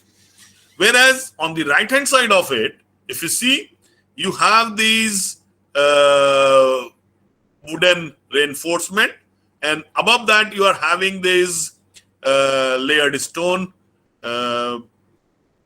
and they are basically keeping or adjusting the movement of the earthquake, if at all there is any. So if you see as a whole the vernacular building structure, then you have a typical vernacular building. Then you have a central column with wedge support in between, and on top of that you are having a free resting beam. Then you have these central cross beam, which is 4. And on top of that, you are having the uncut log beams. And then these uncut log beams, they are placed on the holding blocks. And then on top of it, you are having the half-cut log beams. Then we have this main ridge beam of roof, retaining band, edge pillar, stone masonry wall, flat wood panel, edge beam, and the restraining beam. That means if you can see that that is the frontal view on the left hand side, and on the right side you can see the transverse view over there. So this basically shows how the wood has been designed, which has not been locked down by nails. That means they have a free motion. And even if there is a little bit of movement, that can be accommodated when there is whether we are looking at the horizontal movement or the vertical movement due to the earthquake activity. So these are the typical vernacular building which sustained many earthquakes in the Himalayas. And these practices are almost dying out. As we have seen earlier, a lot of people, they are building the concrete houses without much planning. We all know that the wood availability is getting down, so we have to have something different than wood having the similar characteristic to utilize them for the building design. So before designing that, we must have a way of documenting the vernacular building structures, which if you have the base which has sustained for so long, then and only then you can imitate them for the new construction of the building. Similarly, if you see here on the left hand side, you have a heavy slate roof which is placed on a half log, which roll upon full log beams, which in turn roll upon two cross beams, which has been modeled right hand side of it. You can see that how they have designed so that even if there is a movement, because if you see, they have been designed so that the main ridge beam fits into the groove, and even if there is a small movement, they can get accommodated in these zones. Like if you see in this diagram, what I'm trying to show is that if you are having a fixed design, having the rigid connection. So when there is an earthquake, because of the ground motion, the rigid connection can sustain only a particular movement. Depending upon the ductility of your material, which is there in the beam or log. If there is no connection, that means during earthquake, only the upper beam will move and it will get readjusted. Similarly, if you see here in this diagram, the people have used the movable joints which allow for an elegant solution to tolerance required because of change in the dimension of wood induced by weather such as dry shrinking and expansion in humid weather. And that means design may have indeed evolved as a need to combat weather-induced changes before being adopted to fight earthquakes. So you have to understand the material and you have to replace it with the replace it from the wood to something else so that it can understand the movement direction and also accommodate them in there. And then if you see, this is another diagram, which is the aesthetic architecture and science unite in a Himalayan habitat. People have been using it, and these buildings have survived over the year, and it is very important to have them documented so that any designer can take lead from these and design their structures accordingly. Similarly, if you see here, you have the beam, because there is no beam which is holding the roof are free to move in grooves, whether it is a horizontal movement or the vertical movements over there.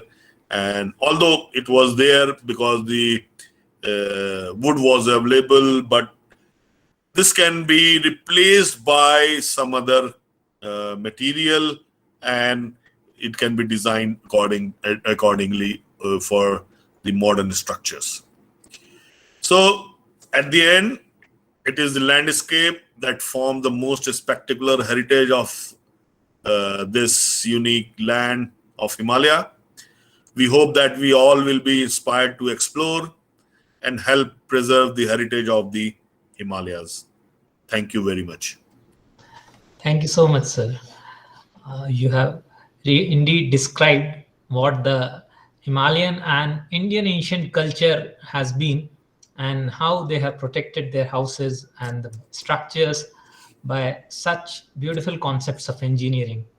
In today's day and age, where we are surrounded by concrete with all of us, and we are still seeing the lack in performance of building. So just as a curiosity, I just wanted to ask first that can we replicate these kind of interlocking systems which we are seeing in vernacular systems by making with modern construction materials rather than going with wood or some is the replicability possible? Yeah, I think it is possible, and people have started thinking about it rather than having the steel girder. They are going for a hollow material, and then they are, instead of putting up the fixed nailing them, they are trying to design it so that if there is still a small movement, it can be accommodated over there. Yes, sir. So in that sense, if we can have those joints with us and the force transfer mechanism, if we follow properly. Yeah, exactly. Because now the wood is almost gone. Yeah. And you cannot have them because of the change in that. So if at all you want to have another material, you have to test the bearing capacity of that. Needed bamboo cannot be there, because bamboo has got its own bearing capacity. Because every material has got its own bearing capacity, and when you're designing any structure, you have to consider the bearing capacity of the material as well. So you cannot put more load on the material which that cannot sustain. Yeah. So you have to look for some synthetic material, and you maybe some of the students, they may design some synthetic material which is good enough to replace the wood, and the structure. People, they can design the joints so that there is a play. And now in the concrete thing, it is very difficult to have it.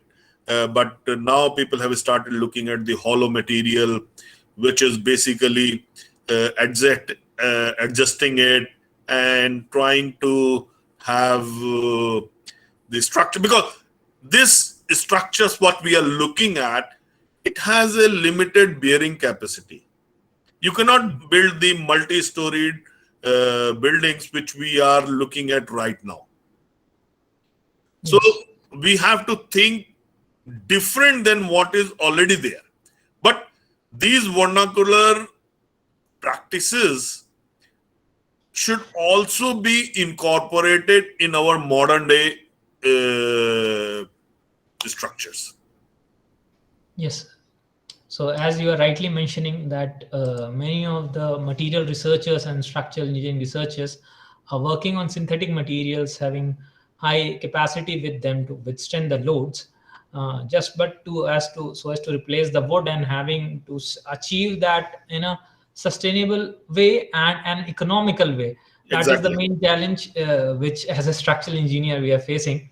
So you very expertly told in your initial portion about how and why earthquake comes and how in India the geological surveys have been done, and you are as an expert. I just wanted to know about the opinion on the next occurrence of earthquake, which we see in Himachal. It is told like that it is just on a pressure cooker and the whistle can go any time up. In the context of Himachal, what is the There are two theories. Number one, no one can predict the earthquake. That is Number for one. sure. That is for sure. But now what people are saying, that the stress is building between Kangra and Uttarkachi. Okay. Hold on.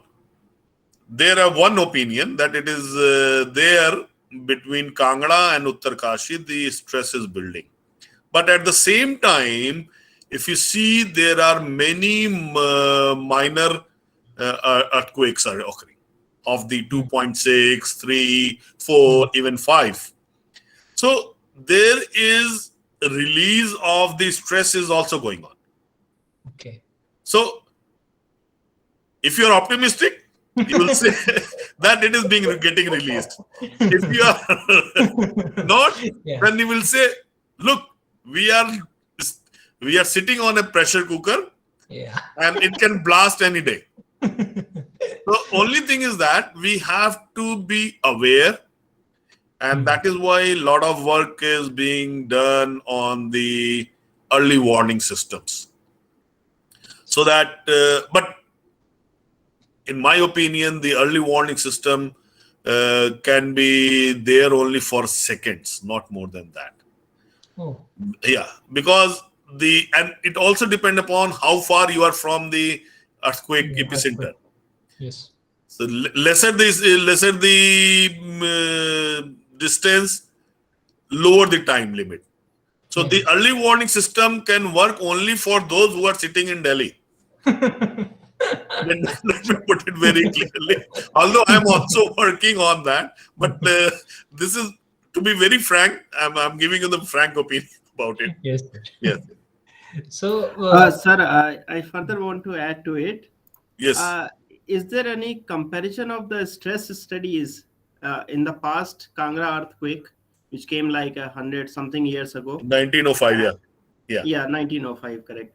So, and presently, so that we can have a somewhat idea to what what is the time frame we have before the occurrence of the next one? Neeraj, it is very difficult to predict the earthquake.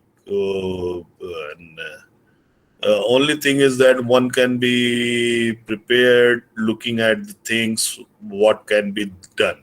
So only thing we can do that we can design our structures, we can design our roads, so that if there is any earthquake, there is because Himalaya is a very fragile, no doubt about it, and you have the rocks which are there, which can move because of the sudden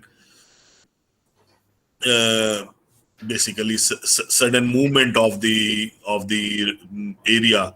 So only thing is that we have to be prepared for it, so that the less and less damage is there. If you see the Japan, for that matter, that area, they are sitting on a very hot plate, I'll put it that way, like what Tanmay said, that they are sitting on the pressure cooker.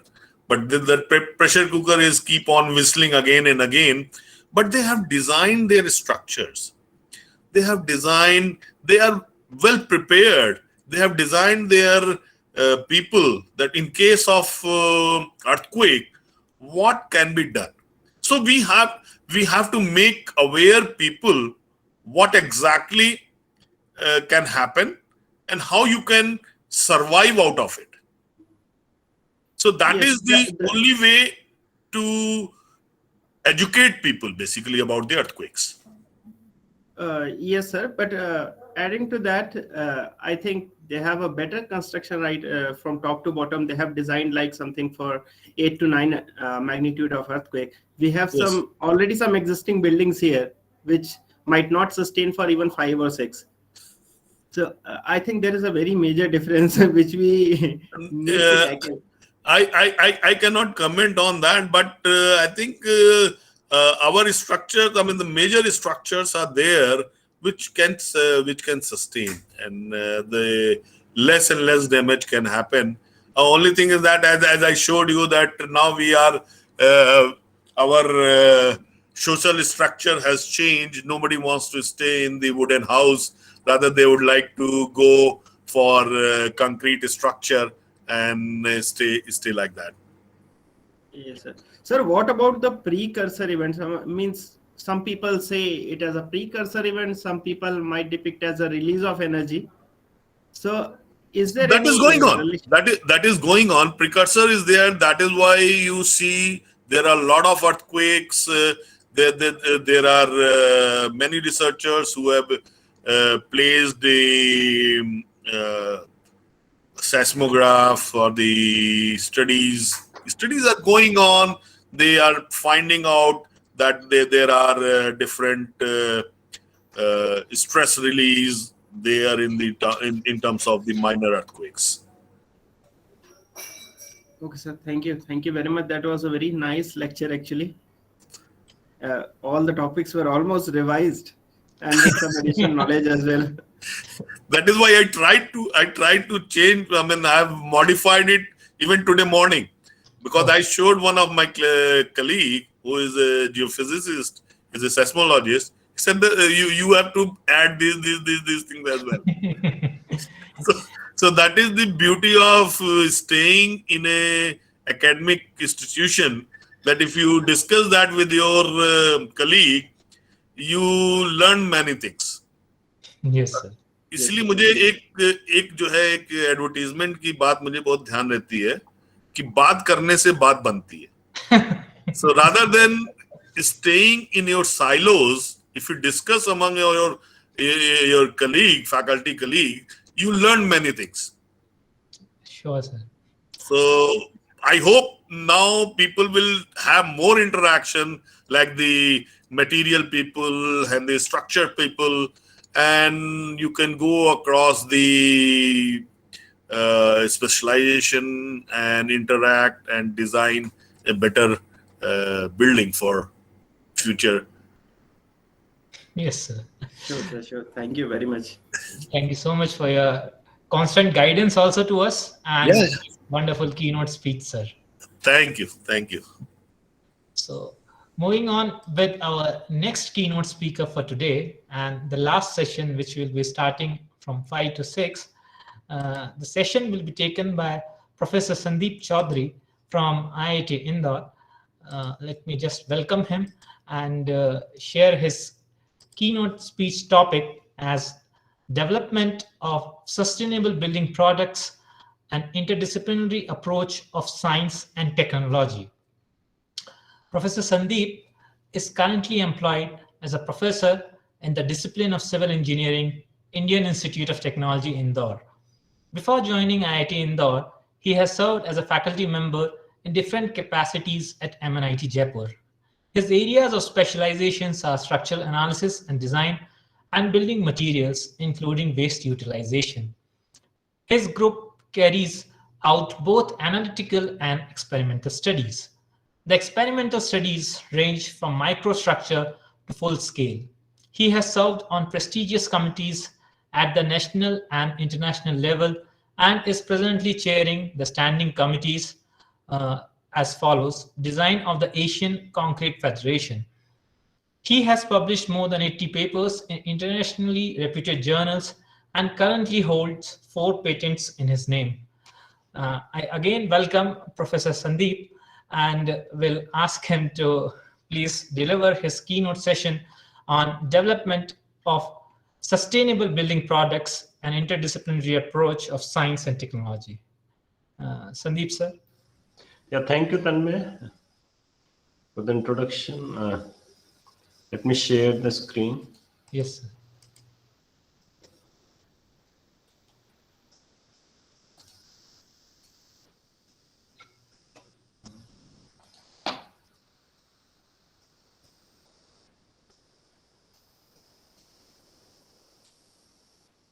You understand the screen is visible now? Yes, sir. Now your screen is visible. Yeah, so if you can just maximize it, that would. Yes. So we'll be discussing about the sustainable building products, and as is mentioned in the topic that we'll be discussing about this integration of science and technology also.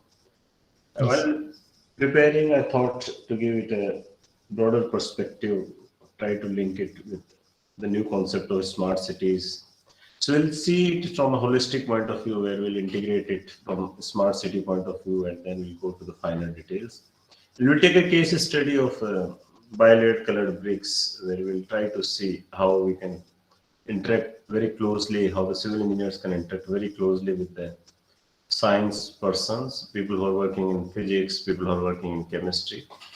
So there's a close collaboration which is required, which I will try to establish, because as a civil engineer, normally we are looking just from one perspective, but there are many different perspectives, many different aspects. So coming to the first, this very concept of a smart city, we know that this mission was launched by Honorable Prime Minister in 2015, and the mission, the main objective of this mission is to promote cities that provide core infrastructure, clean and sustainable environment, and give a decent quality of life to their citizens through application of smart solutions. If we talk about the fundamental principles of smart cities, then there are six rather different fundamental principles of smart cities. First is community at the core, then more from less, cooperative and competitive federalism, integration, innovation, sustainability, technology as means, not the goal, and convergence.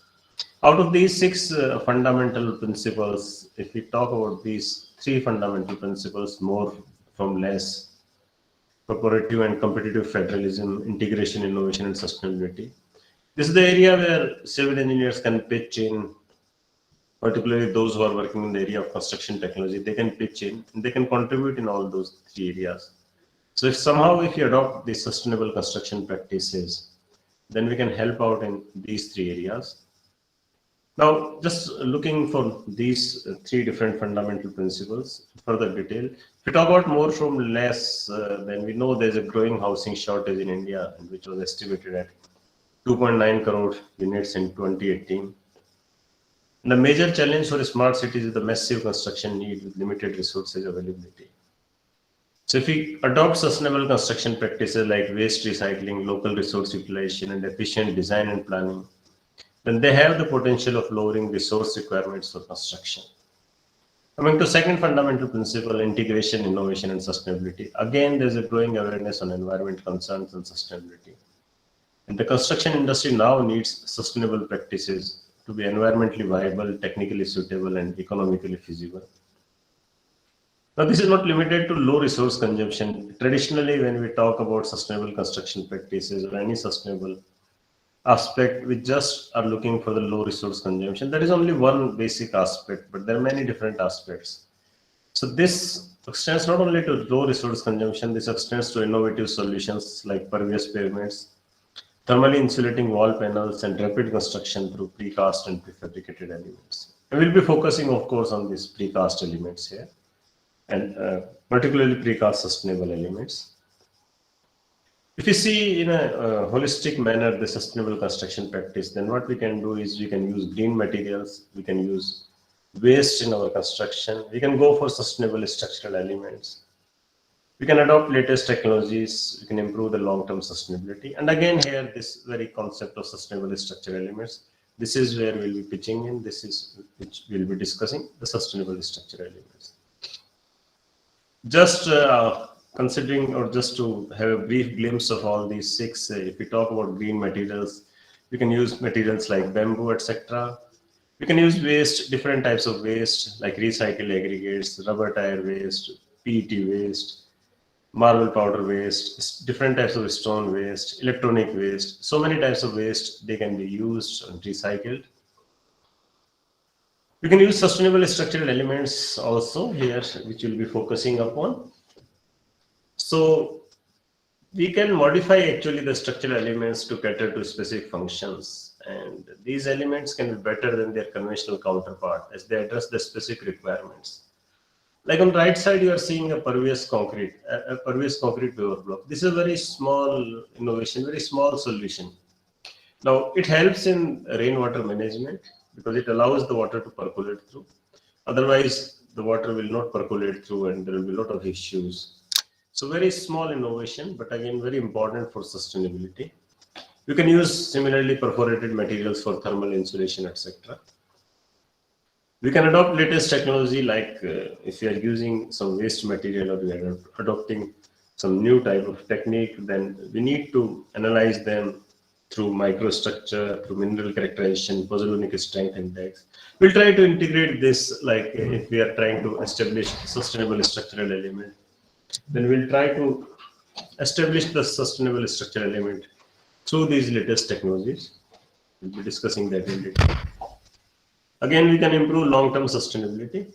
Now, again, this is not restricted to the initial construction phase, but it extends to operation and maintenance. Why I'm again reiterating many times when we talk about sustainability, we're just focusing on initial phase, but that's just one part. So it extends to entire cycle. That's why people talk about life cycle analysis, life cycle costing, etc. So we have to here see about the durability of the structures also. If we talk about different forms of durability, then you can look for water permeability, carbonation, freeze and thaw, etc. Now there are certain challenges in integration of all these practices, and these challenges can be technical barriers, but technologically we are not that advanced, economic barriers, the technologies which we are putting up, they might not be economically viable, legal barriers, because as an engineer we know we have to follow the codal provisions, etc. At times it happens that though the research has advanced, but the same thing is not reflected in codes. So until it is reflected in code and BSR, DSR, etc., then people are not willing to use those technologies. And then there are certain social barriers, like if you're using some waste material in our products or in our construction, then there might be some social stigma, social barriers. People might not like to use waste in their construction. So this I'll skip. Now coming down to this today's theme, the building products. Now this is a way forward to go for sustainability. Building products, they can be of different nature, like ready-mix concrete is also a sort of building product. Bricks are also building product, paver blocks, AAC blocks, precast concrete, even masonry cement is also a building product. So building products, if we define them, then they are materials or products prepared by combination of different materials. So different types of building products are there, and we, what as a civil engineer, what we need to do is we need to ensure sustainability in these. Now, basically, they're designed to, why we talk about the building products, why not raw material only? Because building products, they're basically designed to meet the modular needs which arise during construction. And they do have a specific application, and they have object-oriented standards.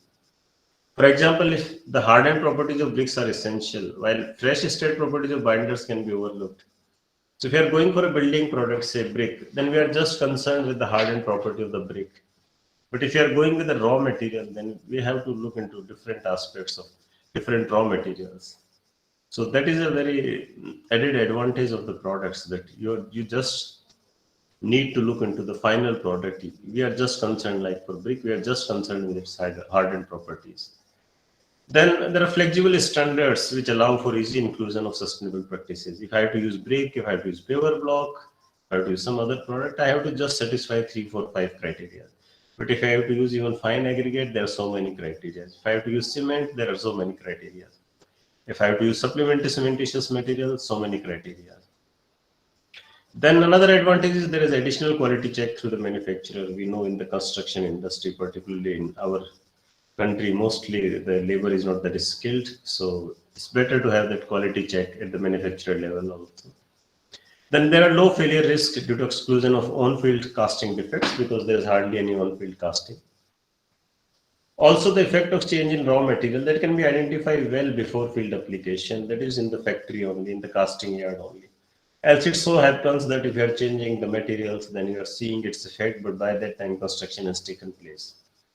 Also, the modular nature of product increases the speed of construction. Now, so we can say they offer 3 key sustainability benefits: flexible standards, lower technical skill set is required, and a better quality control is ensured. Now, flexibility in standards, like take the example of masonry cement. Now, it's a pozzolana blended cement, but this cement is simply a variation of Portland pozzolanic cement and is specifically used for masonry mortars. Now, this is just required to meet the design requirement of IS 3466. So limiting the application of masonry cement allows for more relaxed standards. Now let's discuss about the changes or the ease which we get when we're using masonry cement. So raw material in masonry cement is that they're both pozzolanic and non-pozzolanic materials. They're allowed to blend with clinker. But if you're using PPC cement, then only pozzolanic materials are blended with clinker. And again, there is a limit of 25% replacement. So if we compare this product of masonry cement, building product, then the more sources of waste can be used here, which can't be used in Portland pozzolana cement. Coming to pozzolana, we don't need to do specific tests for pozzolanic material. But in Portland pozzolana cement, we need to look for lime reactivity strength. It should not be more than 4 MPa. Initial setting time, again, here 90 minutes is allowed. Here only 30 minutes is allowed. Final setting time also more. So slower setting is preferred in this masonry cement. Compressive strength also we see that, because it has a specific purpose. It is to be used just in the masonry. So very low compressive strength is allowed here. But if you talk about Portland pozzolana cement, a very high compressive strength is required. Lower technical skills, like we can take an example of fly ash bricks, which are sustainable alternative to fired clay bricks. They are made of similar geometry as fired clay bricks. And the workers who are trained in masonry work, they do not need special training or test for the use of fly ash bricks. And a single manufacturer can introduce sustainable building products and improve the environmental impact of multiple construction projects. A simple example is this colored by layered bricks. We'll be discussing about this, where a concept was used. This was developed in our lab. This is based on a very simple concept that normally we need to color the fly ash bricks, because else that gray color is not considered good, and people just use plaster and then color, and then that makes it more costly as compared to fired bricks, and which makes it less preferred also as compared to fired bricks, though unfired bricks, they are sustainable. So we came up with this solution. We'll be discussing how, taking this particular example, how engineers, civil engineers, and the scientists from physics background, scientists from the chemistry background, they need to hold the hands together to develop such products. Then better quality control, because they're building products, so they're just assembled at the field, so there's a better quality control. Again, the precast elements can be of random shape and sizes. And casting of unconventional element on field may lead to several challenges. Now, these are like sort of precast elements. Now, if you try to develop or you try to cast such precast element at the site, it may be damn difficult. Also, because of this flowability of concrete, etc., to maintain the same thickness everywhere, to maintain, to see that there is no segregation, to see that there is no bleeding, etc. That may be a difficult challenge. So we can say in sustainable practices, the building products can be used as a strategy. And what we need to do in sustainable practices, if we are going for building products, then the approach in building products is we have to address all the barriers through product manufacturer with large number of projects bearing a small investment to address the barriers. And here, essentially, product manufacturer is looking for this. Whereas if you talk about the raw material approach, then there are multiple stakeholders of projects. So that is the thing. So what we do is we integrate this here through building product approach, product manufacturer, then these multiple stakeholders, they are addressed, and then we come down to sustainable construction. Now we'll talk about this case study on building products of colored fly ash bricks. And we know that the concrete walls, they increase the cost of project, and direct application of high volume waste in concrete will require investigations to satisfy bricks. An unfired brick manufacturer will invest in R&D to ensure that all barriers are addressed. So small projects which previously were unwilling to use unfired bricks can now use the technology by sharing the part of cost with the manufacturer. So overall cost of the project will be lower. Let's see it from another perspective. Like if you talk about now conventional practice fired bricks, then the typical raw materials which are used for fired bricks are soil, coal dust, wooden dust, which helps in demolding, agriculture crop waste, stone dust, etc.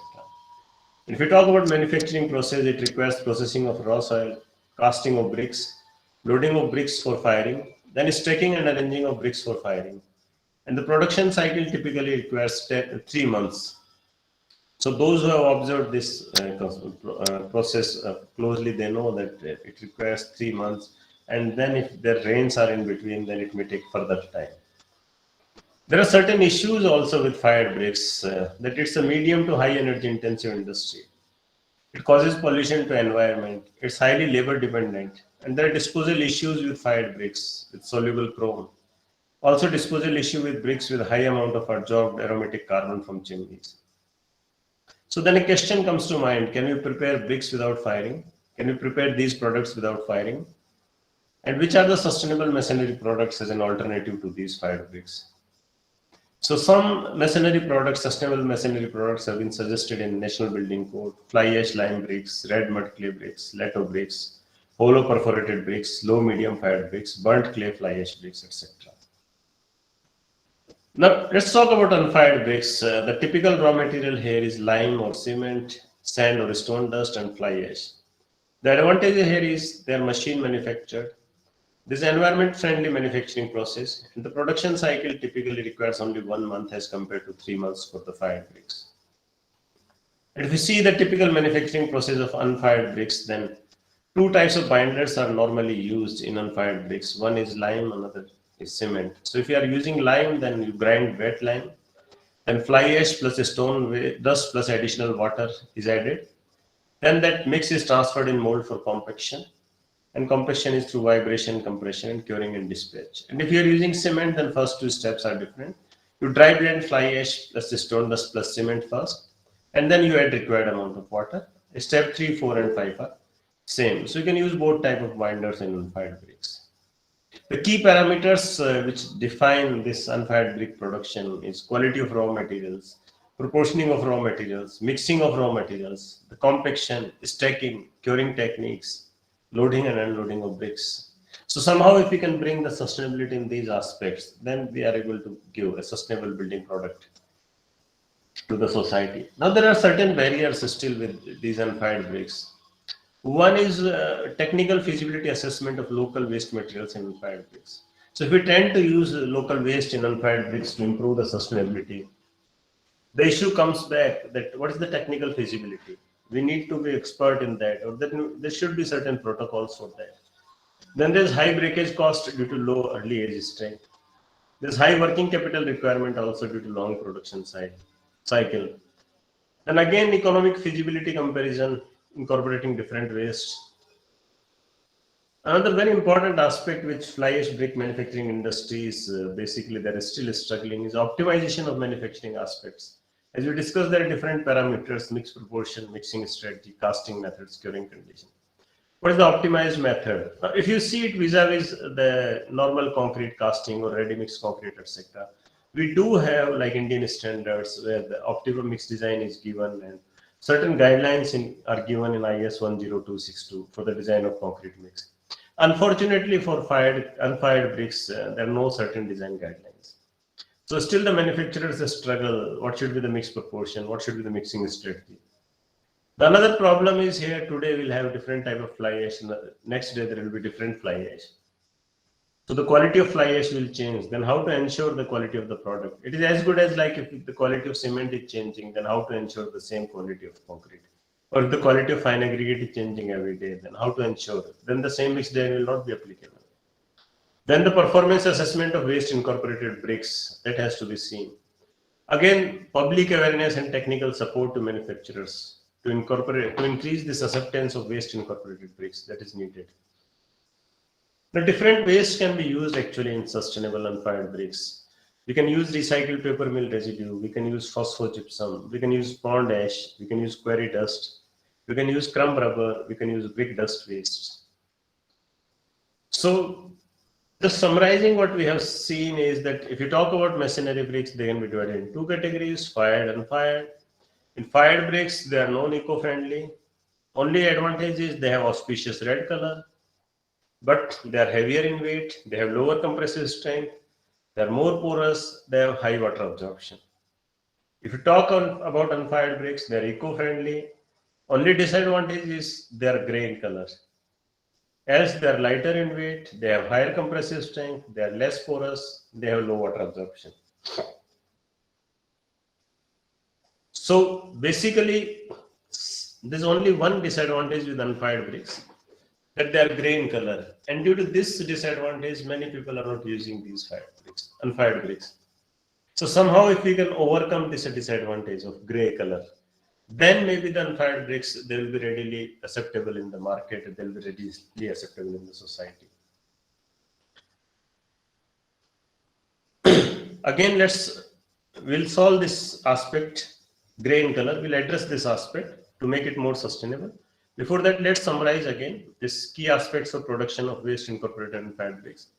We need to do raw material characterization where we need to see mineral composition morphology. We need to go for a design mix, that is binder, mixed proportion, liquid content. We need to adopt a proper mixing strategy, mixing sequence, mixing time, mixing equipment. We need to adopt a proper compaction strategy, vibration, compression, self-compaction.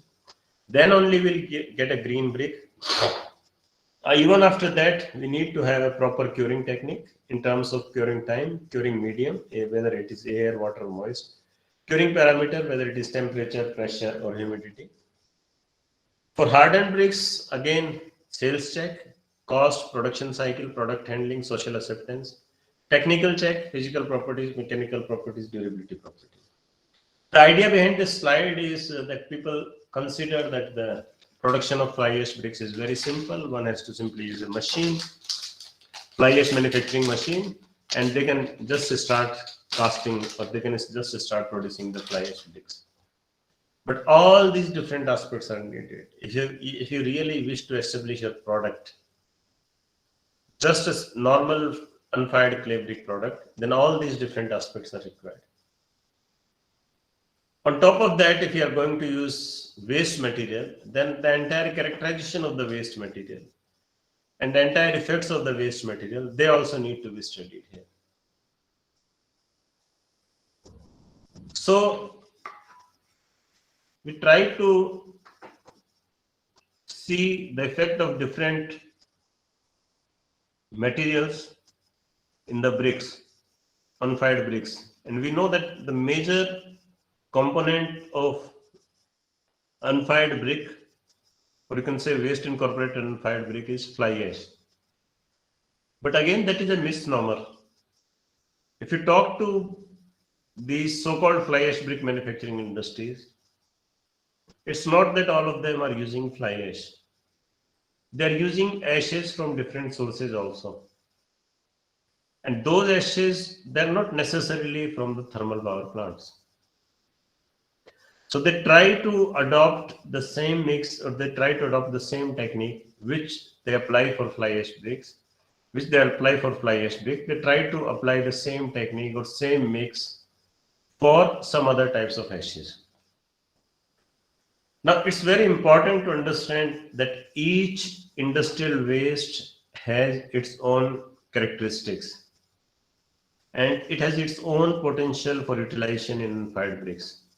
We cannot generalize that we'll use ash, whether it is from X industry or Y industry or from Z industry.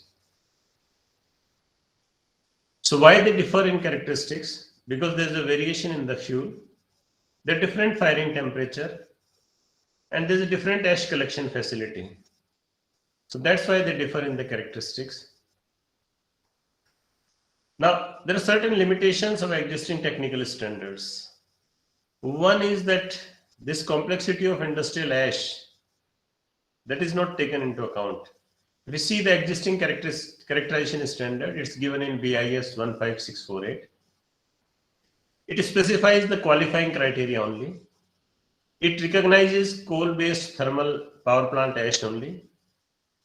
The chemical characterization is through traditional titration method, and it is unable to comment truly on unburned carbon.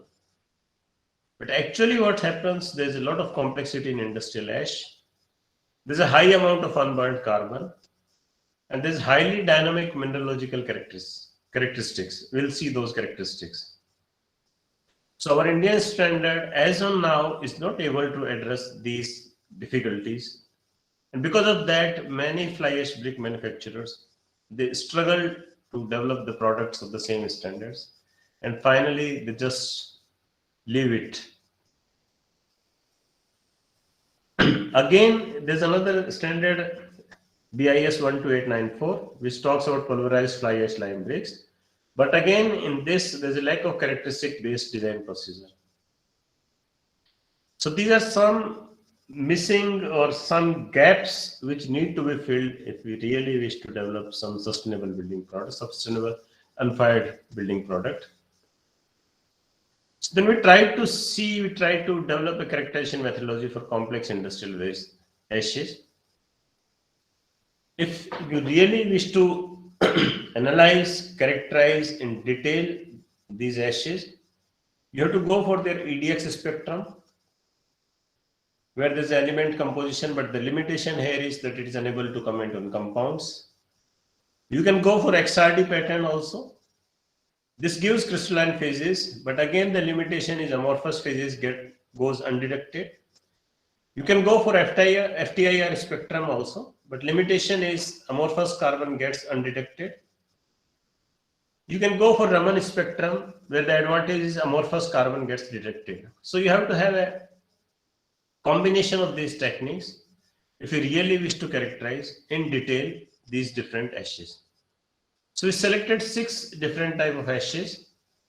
First type of ash was biomass ash, which was from a namkeen factory, and the fuel was biobriquette. The firing temperature was about 800 degrees. Ash collection was through bag filter, and loss on ignition was 60%. Another was from Shruti Snacks, a potato chips industry. The fuel was wood, firing temperature was different. Ash collection was dust collector, loss on ignition was different. Third was from breweries, and the fuel was coal, firing temperature was 750 to 880, ash collection bag filter, loss on ignition 12%. Fourth was from resin factory, textile industry, fuel was biobriquette, firing temperature 800 degree, bag filter and 7.8%. Coal ash from graphite electrode manufacturing industry, 1000-degree fire temperature, back filter ash collection technique, loss on ignition 10%. Sixth was from thermal power plant, fuel was coal, firing temperature was 1000 degree, ash collection was back filter, and loss on ignition was 2.2. Now this slide tells us a lot. If you see these 6 different ashes, even without going through their detailed characterization, we can see there's a whole lot of difference in them. It's not only in the fuel, it's in the firing temperature also, it's in the ash collection system also, and it is in the loss on ignition also. Now, having seen this, it will be foolish to assume that we can use any of these ashes in the bricks and they will give us the same type of strength or same type of durability. Now then their X-ray diffraction was observed. We will not go in detail. But you can see here that in this A1 we are just observing this 2 compounds. In A2 we are observing 3 different compounds. So in all 6 different type of compounds we are observing. Different type of mineralogical composition we are seeing. Here mostly it is epithelite, sylvite. Here mostly it is quartz. Here mostly it is calcite, portlandite. Here it is quartz and anhydrite. Here it is quartz and mullite. So all have different mineralogical compositions. So naturally they will have different effect on the final building product. Then their FTIR spectra was also carried out, and again you will see the different type of mineralogical composition is observed here in FTIR spectra also. Raman spectra was carried out, and again you will see different phases were observed, different bands were observed. So these different characterization techniques, they're telling us that yes, these 3 ashes, these 6 ashes, they're quite different in nature. For namesake, they are ashes, but when it comes to their characterization, they're significantly different. So you can see, like the Raman spectra is also different. Their lime reactivity is observed, and you can see the lime reactivity for A1 is 0.08, for A2 0.39, and it is going as high up to 8.17. So there is a significant difference in the lime reactivity also. You can see the morphology also is different for different ashes. So all 6 ashes, they have different morphologies. So key conclusion was that Raman spectroscopy was successfully used for comprehensive characterization. And based on that, we'll not go in detail, but industrial ashes, those who were working in brick manufacturing, they can tell that industrial ashes A3 and A5 can be recommended. We'll not go in that detail. The idea here is basically that we can identify based on the Raman spectroscopy.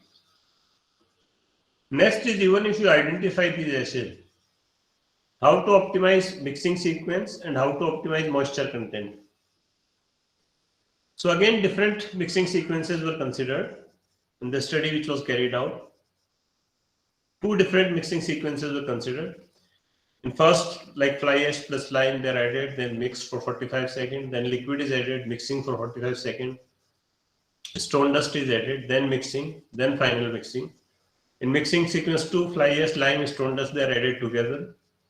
Then this mixing goes for 90 seconds, then liquid is added, then mixing, then final mixing. Now again, it's very important to understand here that the raw material is same in both the mixing sequences. Only thing is mixing sequence is different. Now the mixed proportion which was considered in the present study was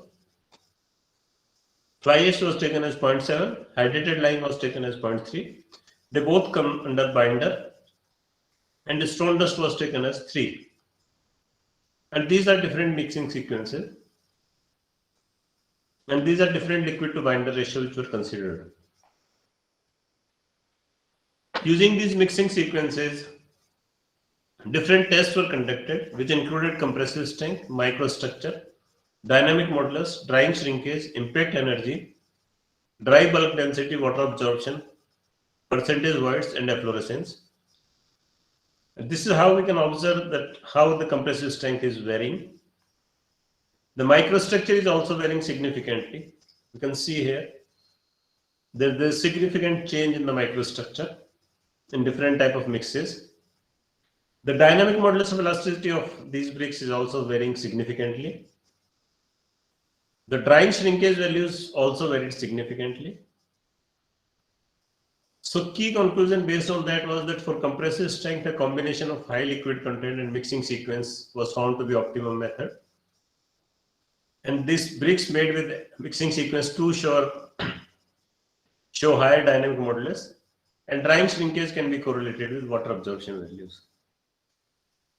Then when we talk about adding another waste, stone processing waste, then again first we have to characterize this stone processing waste.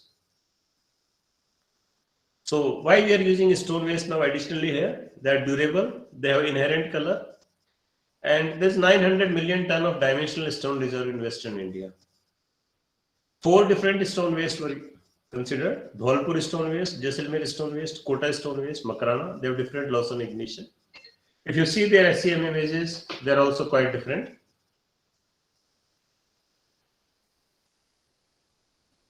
Just a minute.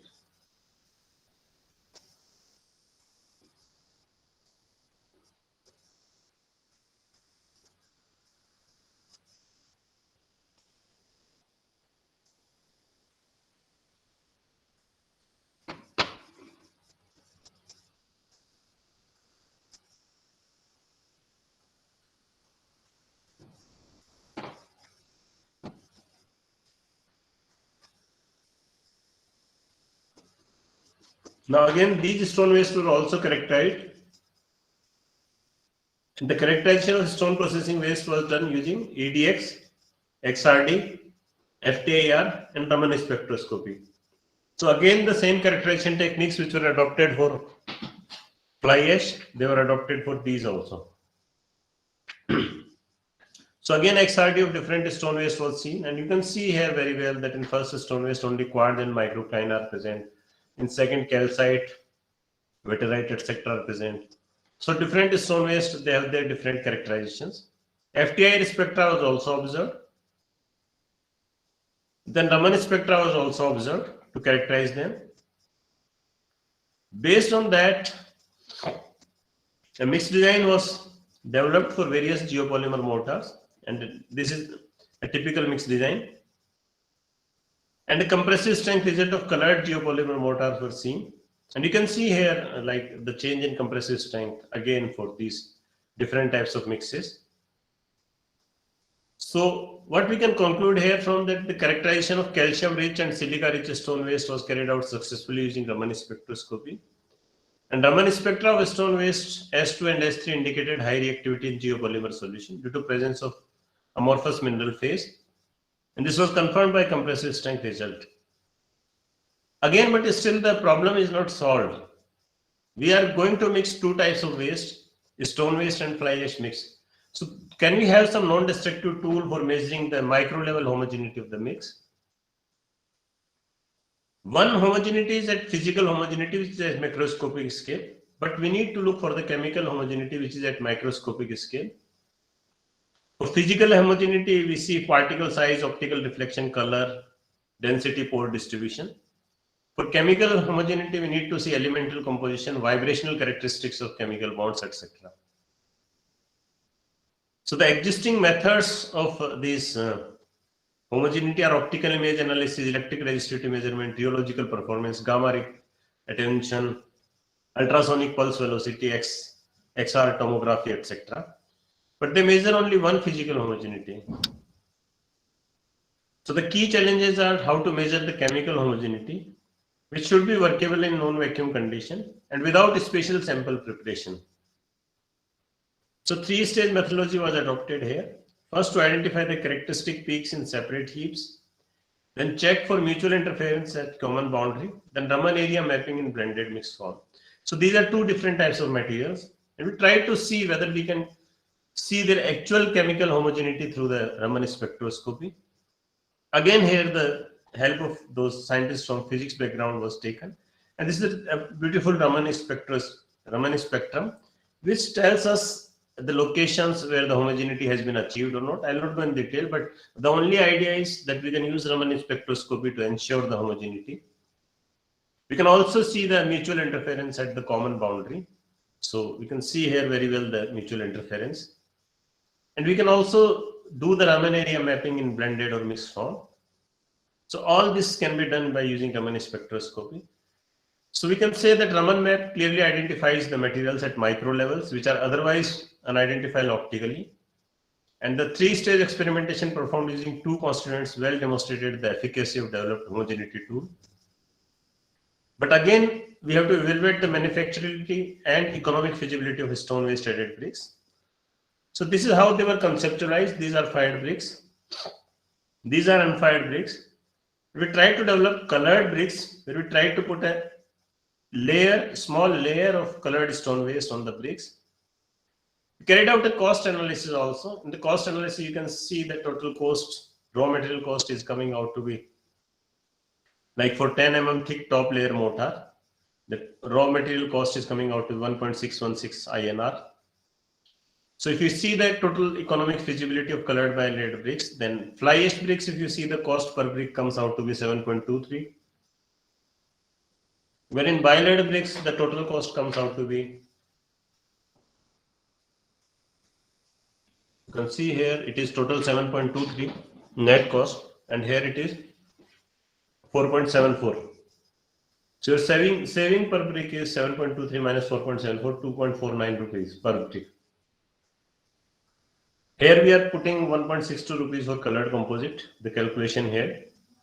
But we are saving totally on this plaster and paint work cost, 3.8 rupees.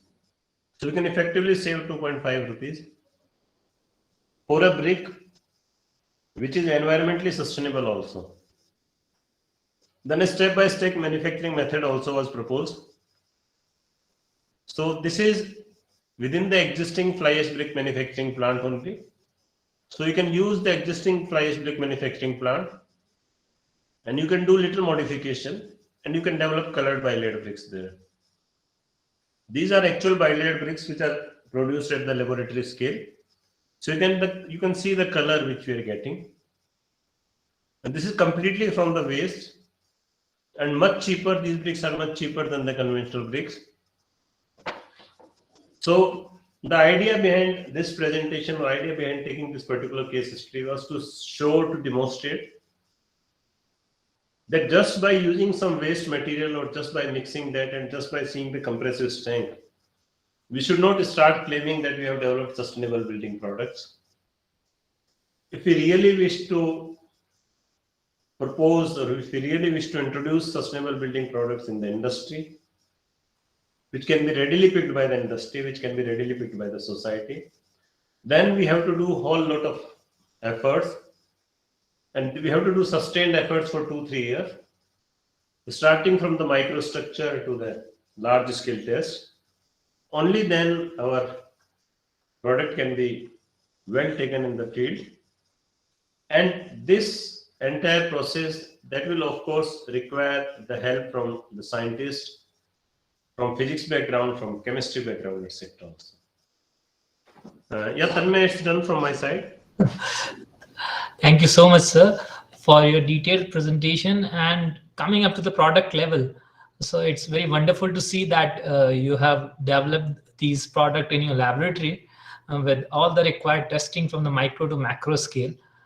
So it's really a big step forward for the whole construction industry to move to sustainable products and even at the same time save on the cost also. I'm very astonished to see that with even adding the colored layer also with the stone dust, we are saving on the cost. So that's great work you and your team has done. Many congratulations on that. I've just thought you must have written some patents also on the same, and this must be coming to market also very soon for all of us. Yeah. In fact, instead of patent, we are going to put it like we are going to do some collaboration, or we are going to sell the technology directly to the industry. So some of the industries are in touch with us. Hopefully by next year, I think you will be seeing many places. because recently I was also doing some market research on the same products, but Okay. there was no sustainable product available other than Adobe Bricks, which Mhm. were totally we can as made with sustainable products, and but there the rates were actually, and they you can produce it yourself. Labor can produce it themselves. Adobe or CACB kind of mixtures, but they are again with compared to fired bricks, they are far inferior products. So I'll just converse with you in this in a moment. If we can have some time for question answers, some of the Yeah, questions sure. have come. So first question is, how does the nature of residual carbon, amorphous or crystalline, affects the soil or the brick strength? Yeah, actually, only one of them, only among one of crystalline or amorphous, only one of them is just one phase is helping out in the reactions. One of these phases is not helping out in the reactions. That is dormant phase. Okay, sir. So that's very important to identify which is amorphous, which is crystalline. Yes, that's for sure. Another query is, what are the advantages of analyzing soil samples in Raman spectroscopy and FTIR with respect to XCM and XRD? Yeah, as we have seen, actually all the conventional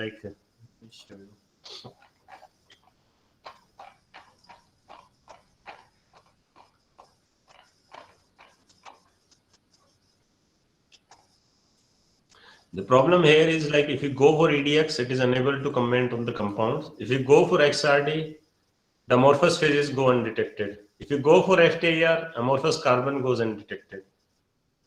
But we need a comprehensive sort of that thing. Yeah. Another very interesting aspect of Raman, though it's a very sophisticated technique, but what makes it different from all other these techniques? For all these techniques, except these XRD, etc. XRD, of course, you don't need to prepare much, but if you go for EDX and SEM and EDX, etc., then you need to prepare the sample and all other things. But in Raman spectra, basically, you can do it in normal environment, normal temperature, and you just need to put the powder there, and no specific preparation is required in Raman spectrum. Yes. And one last question was there. If working for life cycle analysis of this kind of replacement, any software or database which you can recommend, as availability in Indian data is Actually, already... as such, the problem as such is again, India, there's no database available as such. And that is another very green field for research where people can work on. If they are somehow able to make that data set, then maybe that will be a big help to the society, to the industry. But it so happens if you are comparing these products, so many of the processes or many of the aspects, they are same, so they nullify. So finally, we have to look for only the remaining portions. So it's X minus Y. So most of them are things, most of the processes are common. So in the end, only 2-3 processes are left. Yes. So you are on the even some BIS panels also for deciding the codes. So what can we know about upcoming BIS versions which are having these waste products included, how to use them, how industry people can categorize and put them in their Actually, I am not specifically on that particular BIS panel where they're working on this waste product. I am on 2 panels. One is where they're working on this waterproofing products, and another panel where we are trying to define this construction industry as a service sector. Oh. The problem is still the construction industry has not been defined as a service sector. Once you've asked, let me explain.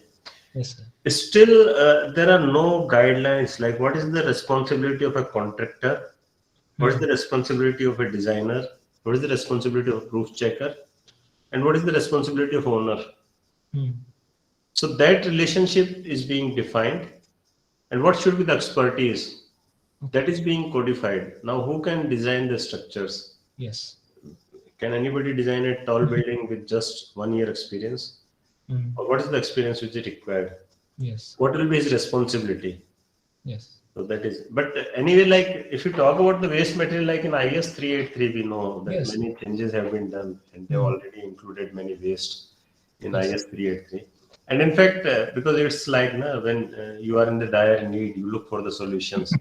So, That's right. like in Rajasthan, there was a complete ban on sand mining. Yes. So then the government has to come up finally very quickly, for the stone dust. So now, like in Rajasthan, there's a complete policy on use of stone dust, manufactured sand, use of manufactured sand in this sir. concreting. So it is coming slowly. In fact, one of my students has written a paper also, Okay. about these different barriers. You asked a very pertinent question.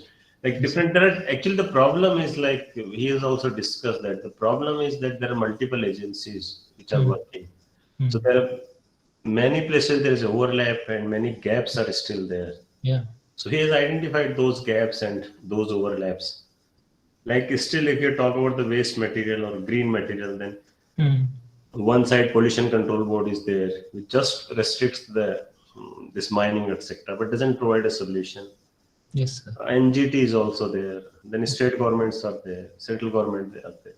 Then each, like CPWD has its own manual. PWD, state PWD, they have their own manual. Some allow for this manufactured sand, some doesn't allow. Some allow for waste material. Some agencies don't allow. Then NBCC is there, CBRI is there, IIT, NIT, other educational institutes, they're also working.